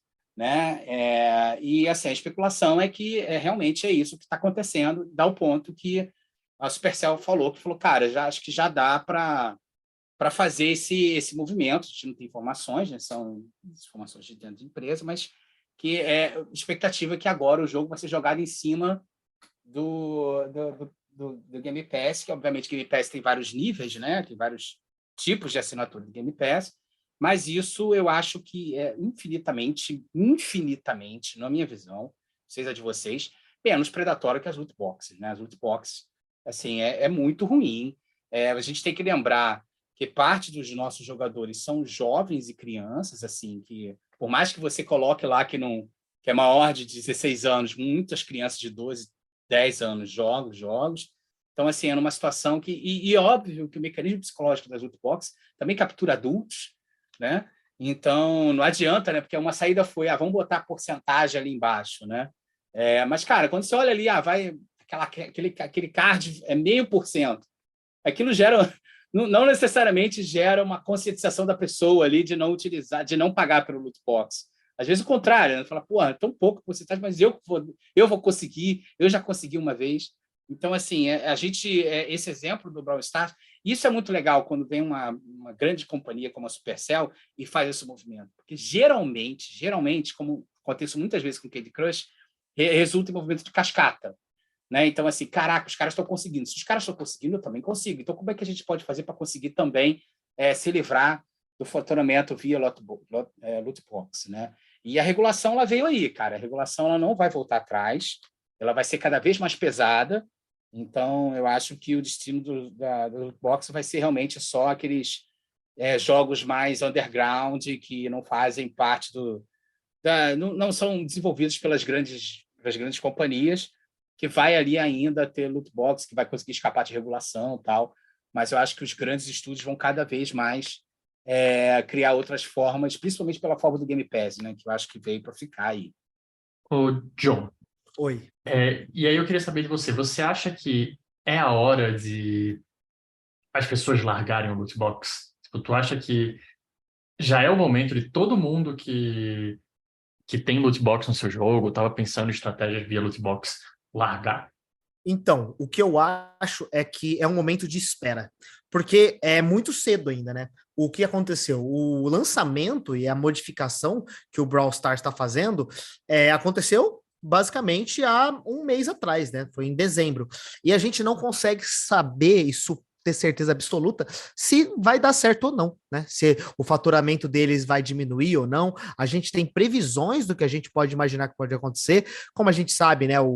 Com certeza eles fizeram ótimas análises lá dentro para saber como que ia ser a experiência e quanto que eles iam faturar mais ou menos, mas é tudo especulação. A gente não sabe exatamente o quanto que isso vai impactar financeiramente. A gente já está começando a ter alguns dados, né, ali nos Sensor Tower da vida, mas principalmente essas mudanças que são muito críticas, que basicamente mudou todo o sistema de economia dentro deles, é algo complexo. É algo complexo de falar que em um mês a gente descobriu a modificação. Então, o que vai acontecer com o Brawl Stars vai resumir bastante o que vai acontecer provavelmente com muitas outras empresas. O que o Brawl Stars está fazendo é uma modificação que talvez muita gente vai seguir, né? Eu acho que, como o Carlos falou, né, as leis podem impedir com que a galera realmente mantenha-se, mas eu acho difícil o loot box sair esse ano, sabe? Eu acho difícil os jogos que tem loot box mudarem, mas vai ser progressivo, né? Talvez aconteça que jogos comecem a diminuir a quantidade de loot box, e realmente é uma coisa que pode se dizer assim, é datado, né? É uma coisa que funcionava muito bem anteriormente, mas hoje em dia passa-se um sentimento ruim, sabe? Quando você pensa no âmbito geral, o que é uma loot box, né? A imagem da loot box está defasada. E é muito interessante pensar que a própria Supercell que está fazendo essa mudança, porque foi eles um dos maiores investidores, né, em loot box nesse universo, né? O Clash Royale é o jogo que trouxe as loot box ao seu auge, assim, e junto com o Brawl Stars, né, que teve uma continuação dele.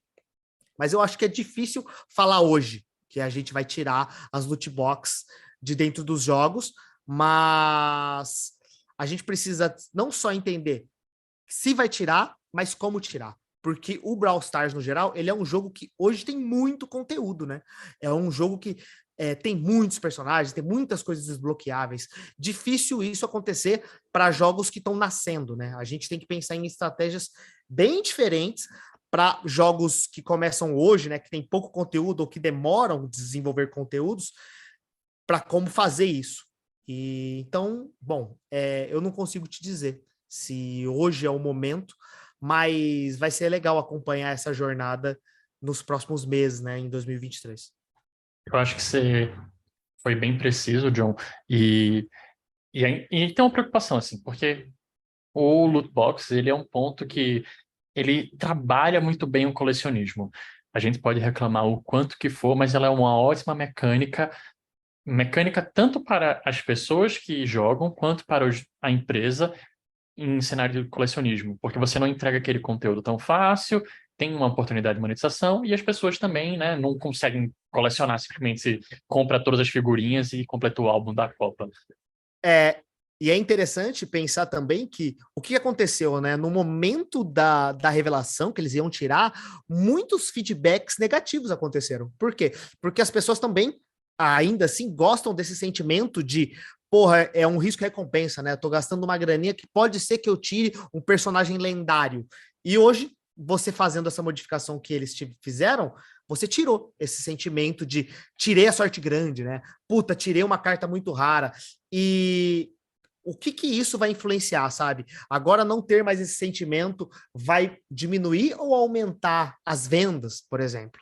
A gente ainda não sabe. E é legal entender o que vai... Isso é outro sentimento que as loot boxes trazem, que também a remoção delas pode impactar na experiência do jogador. Bom, vamos para a nossa última perguntinha. Na verdade, é o que a gente queria ouvir de vocês, né? A gente sempre fala dos joguinhos, a gente sempre tem aquela nossa última pergunta sobre os joguinhos que vocês aconselham. Então, bom, no geral, né, eu queria ouvir de vocês top joguinhos que vocês acharam que chamou muita atenção esse ano. Então, Pietro, Carlos, e eu também vou falar que joguinhos que vocês jogaram, que vocês gostaram esse ano, que é uma indicação, né? Que foram lançados esse ano e que realmente chamaram a atenção do mercado, do mundo, ou só de vocês. Vamos lá? Vamos deixar as visitas primeiro para a gente não roubar a indicação deles. Rapaz, eu fiz uma coisa, vocês falaram isso, eu fiz uma lista aqui, então eu vou ser completamente econômico na minha lista. Mas, assim, na verdade, o que eu pensei um pouco é alguns jogos que não motivo pessoal, gostasse ou não deles, mas que eu acho que eles foram muito importantes para o nosso mercado no ano passado, né? Bom, alguns a gente já comentou aqui, o Stumble Guys, né? Eu olho para a Kitika, né? Que foi o estúdio desenvolvedor da... Cara, os caras tinham 7 pessoas no início, sabe? Depois foi trazendo para dentro. Aí você olha, cara, eu estou para escrever sobre a trajetória deles. Quando você olha para as atualizações dos jogos, né? Você vê ali um trabalho realmente de modificação, de querer encontrar o jogo que faça realmente, que bata aquela retenção, que tenha realmente a cara do mobile. Interessantíssimo, porque o target country deles, para test country para eles, foi o Brasil. Então, assim, isso é uma coisa que a gente tem que entender, né? Como que esse tipo de gênero de jogo o brasileiro gosta muito, né? Battle Royale no geral. E esse quase que eles seguiram a risca o playbook de desenvolvimento dos jogos, né? Formaram a equipe em 2021, uma equipe egressa de grandes estúdios com perfil para aquele tipo de jogo, passaram, desenvolveram, fizeram os testes, e ali meados de final de 2020, que eles montaram o time, né? E aí, final de 2021, segundo semestre de 2021, eles começam a fazer os testes, etc. E aí a gente chega aí para a saída deles, para a Scopely, acho que, se eu não me engano. Então, assim, eu acho que é uma trajetória incrível assim, para todo mundo, para a gente realmente de aprendizado. Um outro jogo que eu queria mencionar aqui é o Apex Legends. Eu acho que uma das coisas que movimentou os M&As desse ano, das fusões e aquisições, foi a expectativa de a gente ter estúdios que desenvolvem grandes jogos para console e PC, né? E poderem fazer versões desses jogos para mobile. E sempre teve um arzinho, cara, será que vai dar certo? Se não, errado, um AAA. E eu acho que o Apex Legends, assim, foi... Depois a gente teve o Diablo Mortal também, né? Mas acho que o Apex Legends foi, assim, a trajetória, cara, o faturamento super valendo a pena, entendeu? Então, assim, você vê que os caras fizeram um bom trabalho. E o que significa isso? Significa definitivamente a abertura para isso. Fala, cara, a gente pode fazer jogos que dão certo em outra plataforma com a mesma qualidade em mobile, que há a possibilidade desses jogos também gerarem excelentes receitas. Então, a Apex Legends, assim, para esse cenário de mercado. A gente teve também o Survival.io, né, acho que da Rap, né? E que esses caras foram um dos primeiros estudos a pensar o tal do hybrid casual, né? Com arqueiro. E também um jogo interessante, um estúdio que se reinventou. Então, isso é super importante em momentos difíceis. Cara, um jogo que eu fiquei andando bem ao lado, jogando e acompanhando, é o June's Journey da Buga, que é Cara, isso eu acho fantástico. Eu acho lindo, cara. Cara, como é que pode um gênero de hidden object? Gente, vocês lembram do objeto? Vocês lembram do jornal e revista que tinha o jogo dos 7 erros? Sim, é isso, cara. Cara, é o tipo de jogo mais simples da galáxia, né? E aí tu não pode imaginar que os caras vão fazer um jogo incrível, que você fica envolvido, que sabe, que eu jogo, assim, tempão um jogo, e com um gênero que supostamente, assim, você falar, cara, ninguém consegue fazer um grande jogo com um jogo de 7 euros. Não, os caras fizeram, sabe? Então, e num ano super difícil. E eu acho isso também muito, muito bacana, sabe? A gente tem também toda essa questão aí em cima dos puzzles, né? Que todo ano fala assim, não, o puzzle saturou, aí vem sempre um... Vai morrer. Puzzle vai morrer. Puzzle, tudo dominado, puzzle, tudo dominado por Candy Crush. Aí vai lá, os caras vão e botam a metagame no Bet3 e, porra, faz jogos maravilhosos. Depois vem Merge, né? Então, assim, o puzzle sempre se reinventando e olhando, assim, eu olhei para o Merge Manson, da Metacore, que teve aí, entre os mergers, teve uma boa atuação em 2022.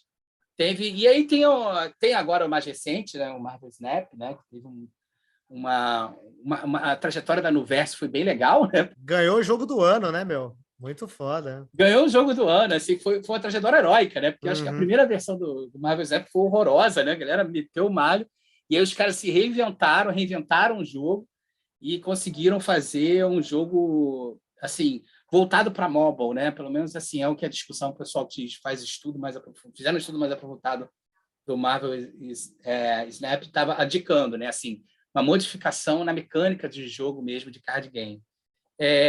E a gente teve muita coisa bacana, assim, muitos jogos, e eu acho que, assim, deixando um tom que, apesar de ter começado assim com a metáfora ruim, a imagem ruim, né,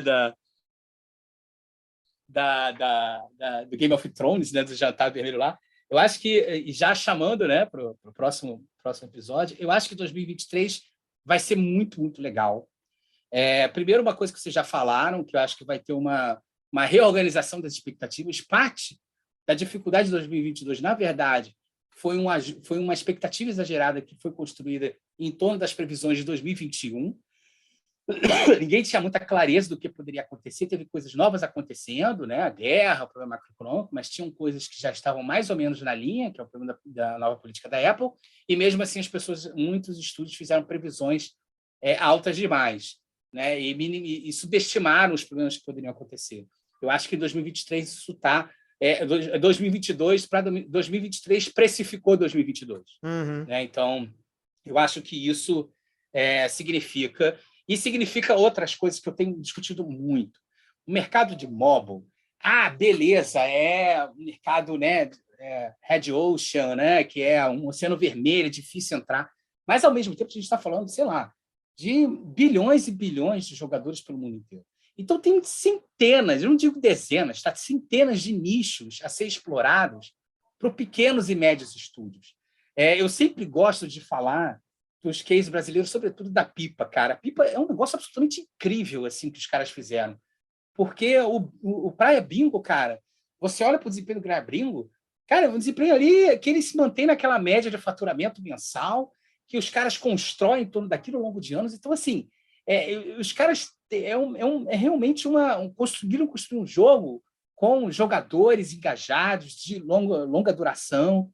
Então, e com grande parte do faturamento vindo do Brasil, isso é uma outra questão.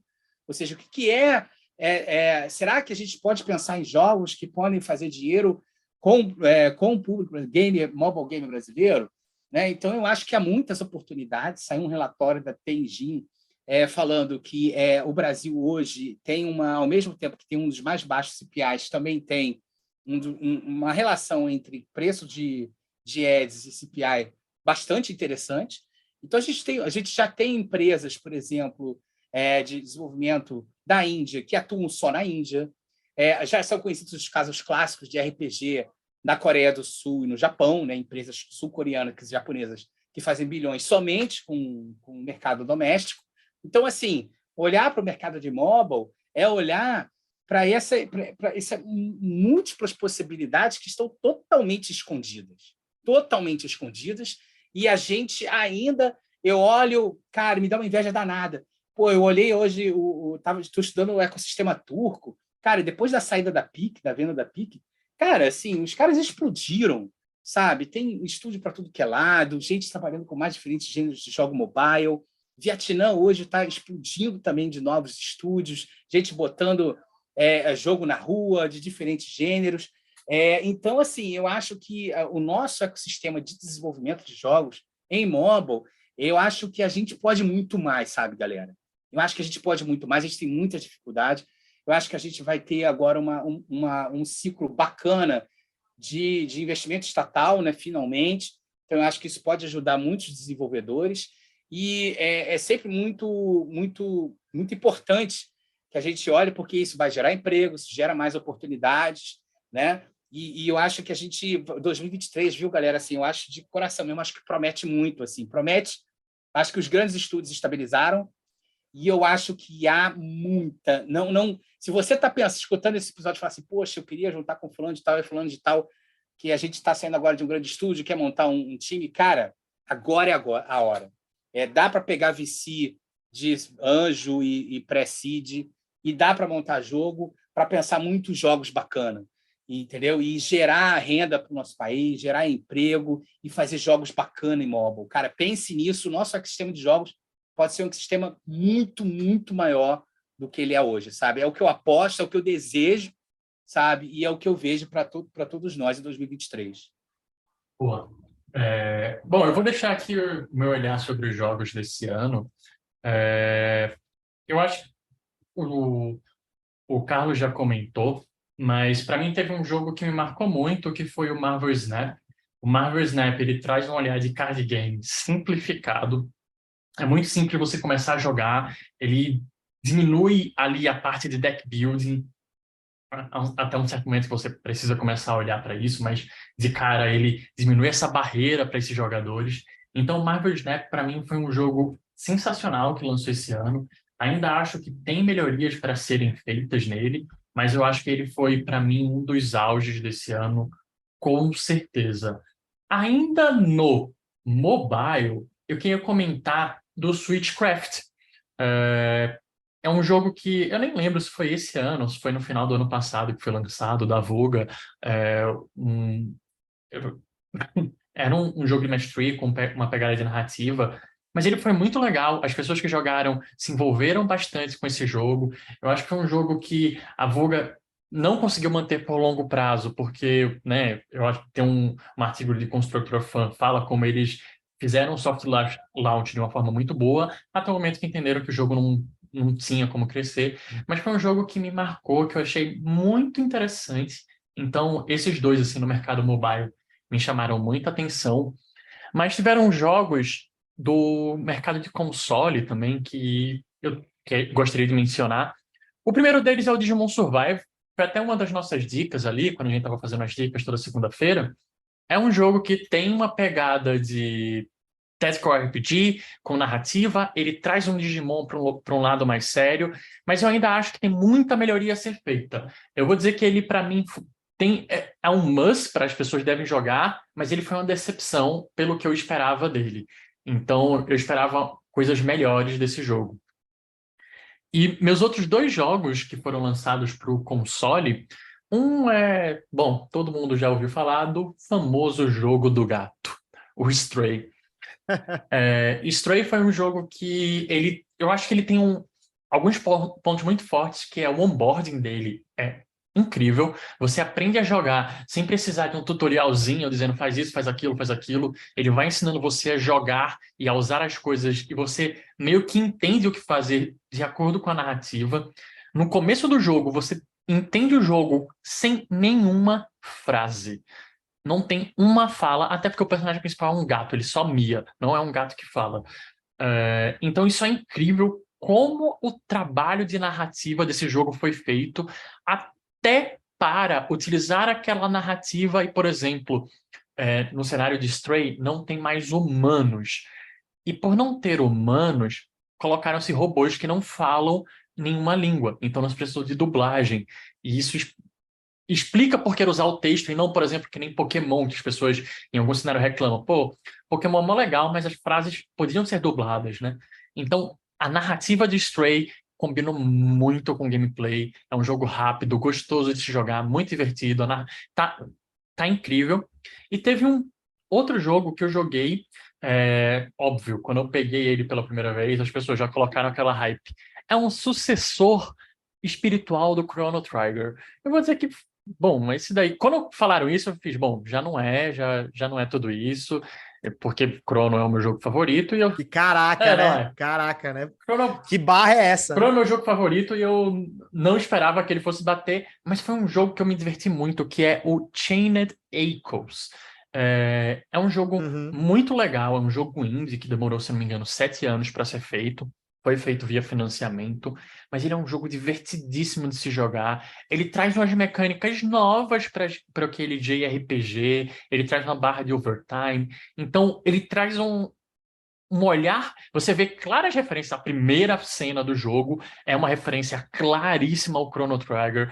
Tem a feira, que é uma referência clara ao Millennium Fair. Tem Legal, muita legal. coisa que é uma referência clara a jogos antigos, mas ele traz um gameplay totalmente novo. Ele traz um olhar para Xenogear, quando ele traz ali uns robôs, que você usa os robôs para batalhar. Então, é como ele é uma boa aula para se fazer um jogo com uma boa narrativa, como você fazer referências, mas sem deixar de fazer um novo. Então eu acho que ele ganhou nisso. Óbvio, não é tão incrível que nem Chrono. Tem muita coisa nele que eu ainda tenho minhas críticas, mas é incrível, vale a pena jogar. Ele é baratinho, eu recomendo para todo mundo. Cara, eu queria só fazer um adendo a um dos jogos que o Pietro falou, que é o Swiftcraft da Vulga, né? Que eles tinham uma pegada inclusiva, né? E uma expectativa muito grande. E eu acho, assim, na minha avaliação, que o ano passado também foi um ano passado que, cara, essa questão da inclusão bateu forte em muita gente, assim, de discussão, de tentar fazer coisas diferentes. Eu vi estúdios, gente de Venture Capital, querendo investir em estúdios liderados por mulheres. Então, agora eu não lembro de cabeça, mas eu acho que eu vi uns 2 ou 3 exemplos disso. Eu lembro de um estúdio mexicano, inclusive, que está fazendo um trabalho maravilhoso, super recomendo, que é o Hypebird. Eles têm 2 jogos de simulação de vida, que se chama Adorable Home, eu acho, o outro agora eu não estou lembrando o nome. E, cara, é um trabalho assim, de você pensar a vida e de como que se compõe, né, as questões de formação de gênero de forma absolutamente incrível. Assim, eu super recomendo. Eu não sei se é o Adorable Home ou o outro jogo deles, mas Hypebird, é um estúdio mexicano que inclusive tem uma vida financeira bem tranquila. Os jogos, isso é uma outra coisa importante. Pô, que legal. Dá para fazer jogo inclusivo, que venda, que as pessoas gostem. E, cara, é lindo a formação. É como se fosse realmente você fazendo. É um simulador de vida que você vai ali fazer sua família. Cara, mas quando você vai montar os personagens, eles conseguem fazer de um jeito que você não consegue identificar quem é o homem, quem é a mulher, né? Assim, os traços característicos anatômicos, mas ao mesmo tempo não cai na androgenia. É um negócio super delicado, sabe? E, cara, é maravilhoso, assim. Eu ofereci para minha filha, mas não pegou, infelizmente. Eu fiquei jogando com ela, mas ela quase que engatou, mas ela não conseguiu. E não pegou nela, mas eu super recomendo. Então, eu acho que assim essa pegada inclusiva, da gente sair mais do discurso, a gente teve uma discussão agora mais para o final, em torno de um jogo, que agora eu não me recordo o nome, que fez um faturamento muito rápido, em curto espaço de tempo, mas que trabalhava com aquilo que é waifu, né? Que é uma tipo... De waifus, né? Das usar menininhas, né? de waifus, teve uma discussão com a galera de user acquisition, se colocando completamente contra esse tipo de estratégia de user acquisition, de personificação do corpo da mulher, de machismo forte mesmo Sim, na sim. área. Então, eu acho que, isso, cara, a gente precisa muito disso, muito, porque, cara, não adianta a gente tem empresas, todos os problemas que a gente teve com a Activision, né, de assédio. Cara, a gente por um lado, uma empresa como outra qualquer, então a gente tem os problemas de todas as outras empresas, mas a gente vai ter um problema dobrado se o nosso conteúdo também alimentar esse tipo de comportamento. Né? Vira um ciclo, né? Exatamente. Vira um ciclo. Obviamente que eu não quero aqui, eu acho que a gente não vai conseguir mudar as coisas de uma hora para outra. Eu sei que tem alguns jogos que dependem muito desse tipo de personagem, né? Que caricatura o corpo da mulher, etc. Eu sei disso, faz parte, né? Mas eu acho que se a gente conseguir pensar em outras formas de minimizar isso, eu lembro, por exemplo, que teve uma atualização do Genshin que, cara, que a discussão era, cara, essa atualização as personagens estão com mais roupa. Nossa. Pô, parece pouca coisa, cara, mas é muita coisa, sabe? É muita coisa para quem está trabalhando ali, é muita coisa para representação social, entendeu? Então, assim, eu acho que foi um ano que a gente avançou e eu queria muito que fosse uma coisa que continuasse avançando, que a gente continuasse a arriscar mais, porque o problema é esse, assim, quando você faz um ads que, porra, apela, sabe, para exploração do corpo da mulher, cara, a gente sabe, vai render, entendeu? Vai vender, vai capturar a atenção. Mas a que custo, né? A que custo você está fazendo isso? A que custo? Entendeu? Eu sei a dificuldade de todos nós, mas, cara, será que a gente não consegue pensar de uma outra maneira? Porque se a gente botar no teste AB, vai sair, cara. Botar um decote maior vai chamar mais atenção no Edge, sem dúvida vai. Então, assim, a gente tem que dar um passo atrás e tentar pensar outras maneiras de gerar, de desenvolver, de manter as nossas iniciativas, diminuindo esses problemas que são problemas de inclusão, que são problemas que são os problemas do nosso tempo, né? E eu gostei muito, assim, eu acho que 2022 foi um ano assim surpreendente para algumas coisas que aconteceram nesse sentido. Muito foda, muito legal você falar isso, viu, Carlos? Porque realmente é um olhar que a gente nem tinha comentado, mas é importante a gente estar cada vez mais falando sobre isso, né? Para ter conscientizar e a gente também perceber que, cara, puta, tem muita coisa que, tipo, parece que, de certo modo, eu sinto que até machuca a nossa profissão, sabe?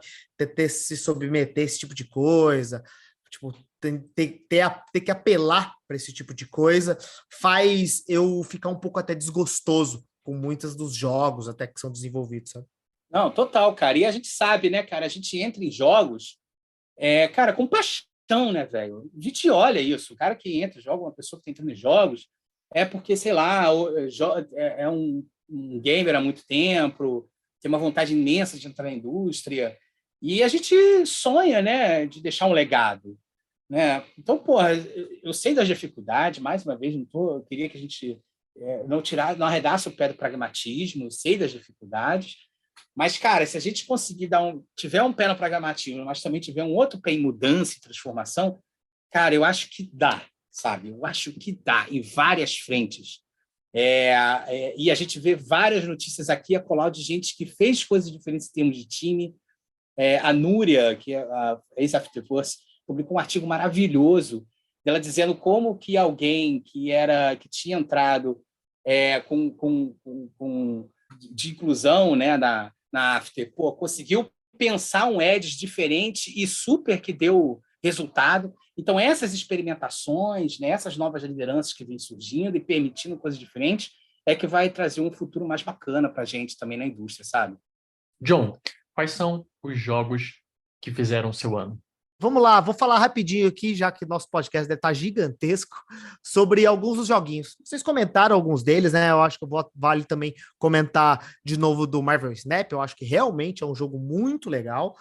E joguinhos que tem para mobile, né? Que foram feitos para mobile, mas na verdade foram lançados inicialmente para PC, né? Eu acho que o Vampire Survivors é um grande exemplo, né? Eu acho que ele é um dos indies do ano, não digo de gameplay, de inovação, mas ele pega a essência do que é videogame, assim, né? Sobre se divertir, ver as bolinhas subindo, os numerozinhos subindo, ter um loopzinho simples, mas eficaz, e ele é uma experiência gostosa, tanto de jogar para PC, que é uma versão um pouco mais robusta, mas a versão de celular também dele para passar o tempo, que é isso que os jogos hyper casuals falam, né? Pode-se dizer que ele é praticamente um jogo hyper casual sem ads, mas é um jogo legal assim para a galera jogar e se divertir. E bom, é uma recomendação.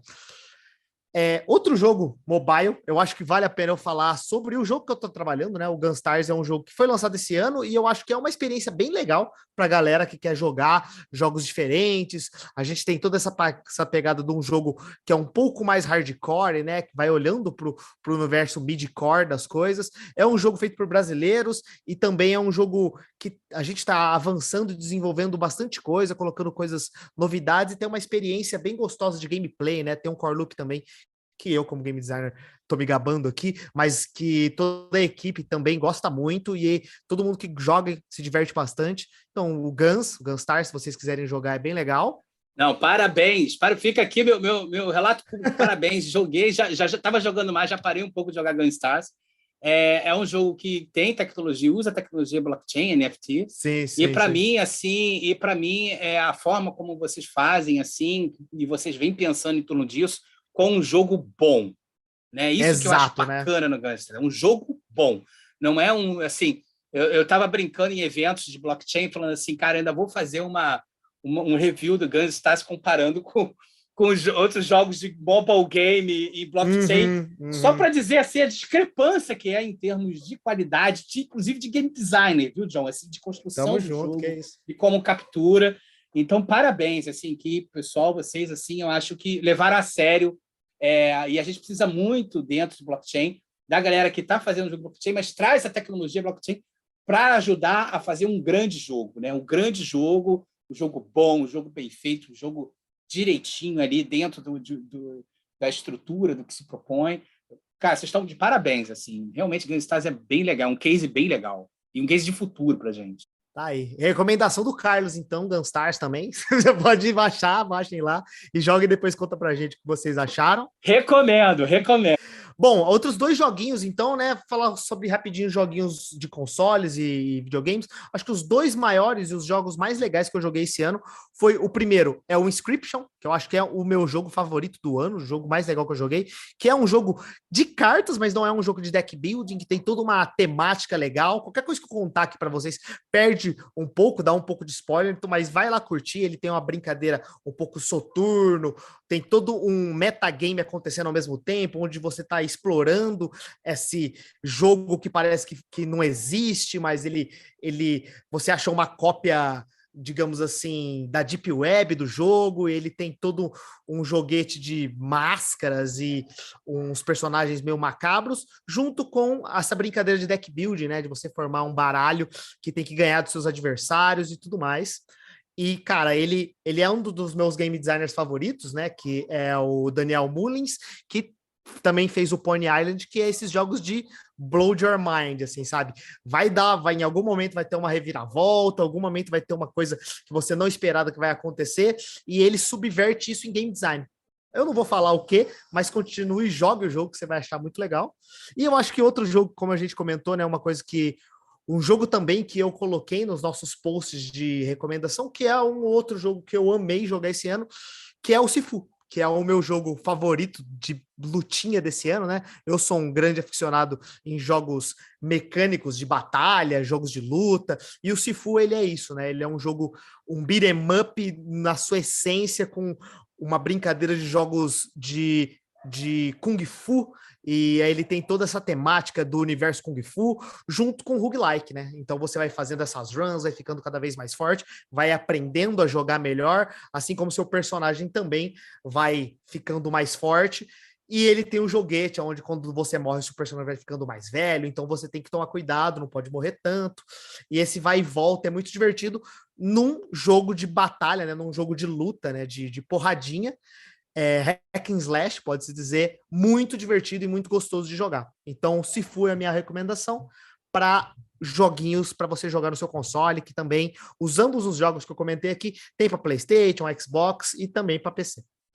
Show, gente. Muito obrigado. Vamos lá. Primeiramente, né? Muito obrigado, Carlos, pela presença desse podcast.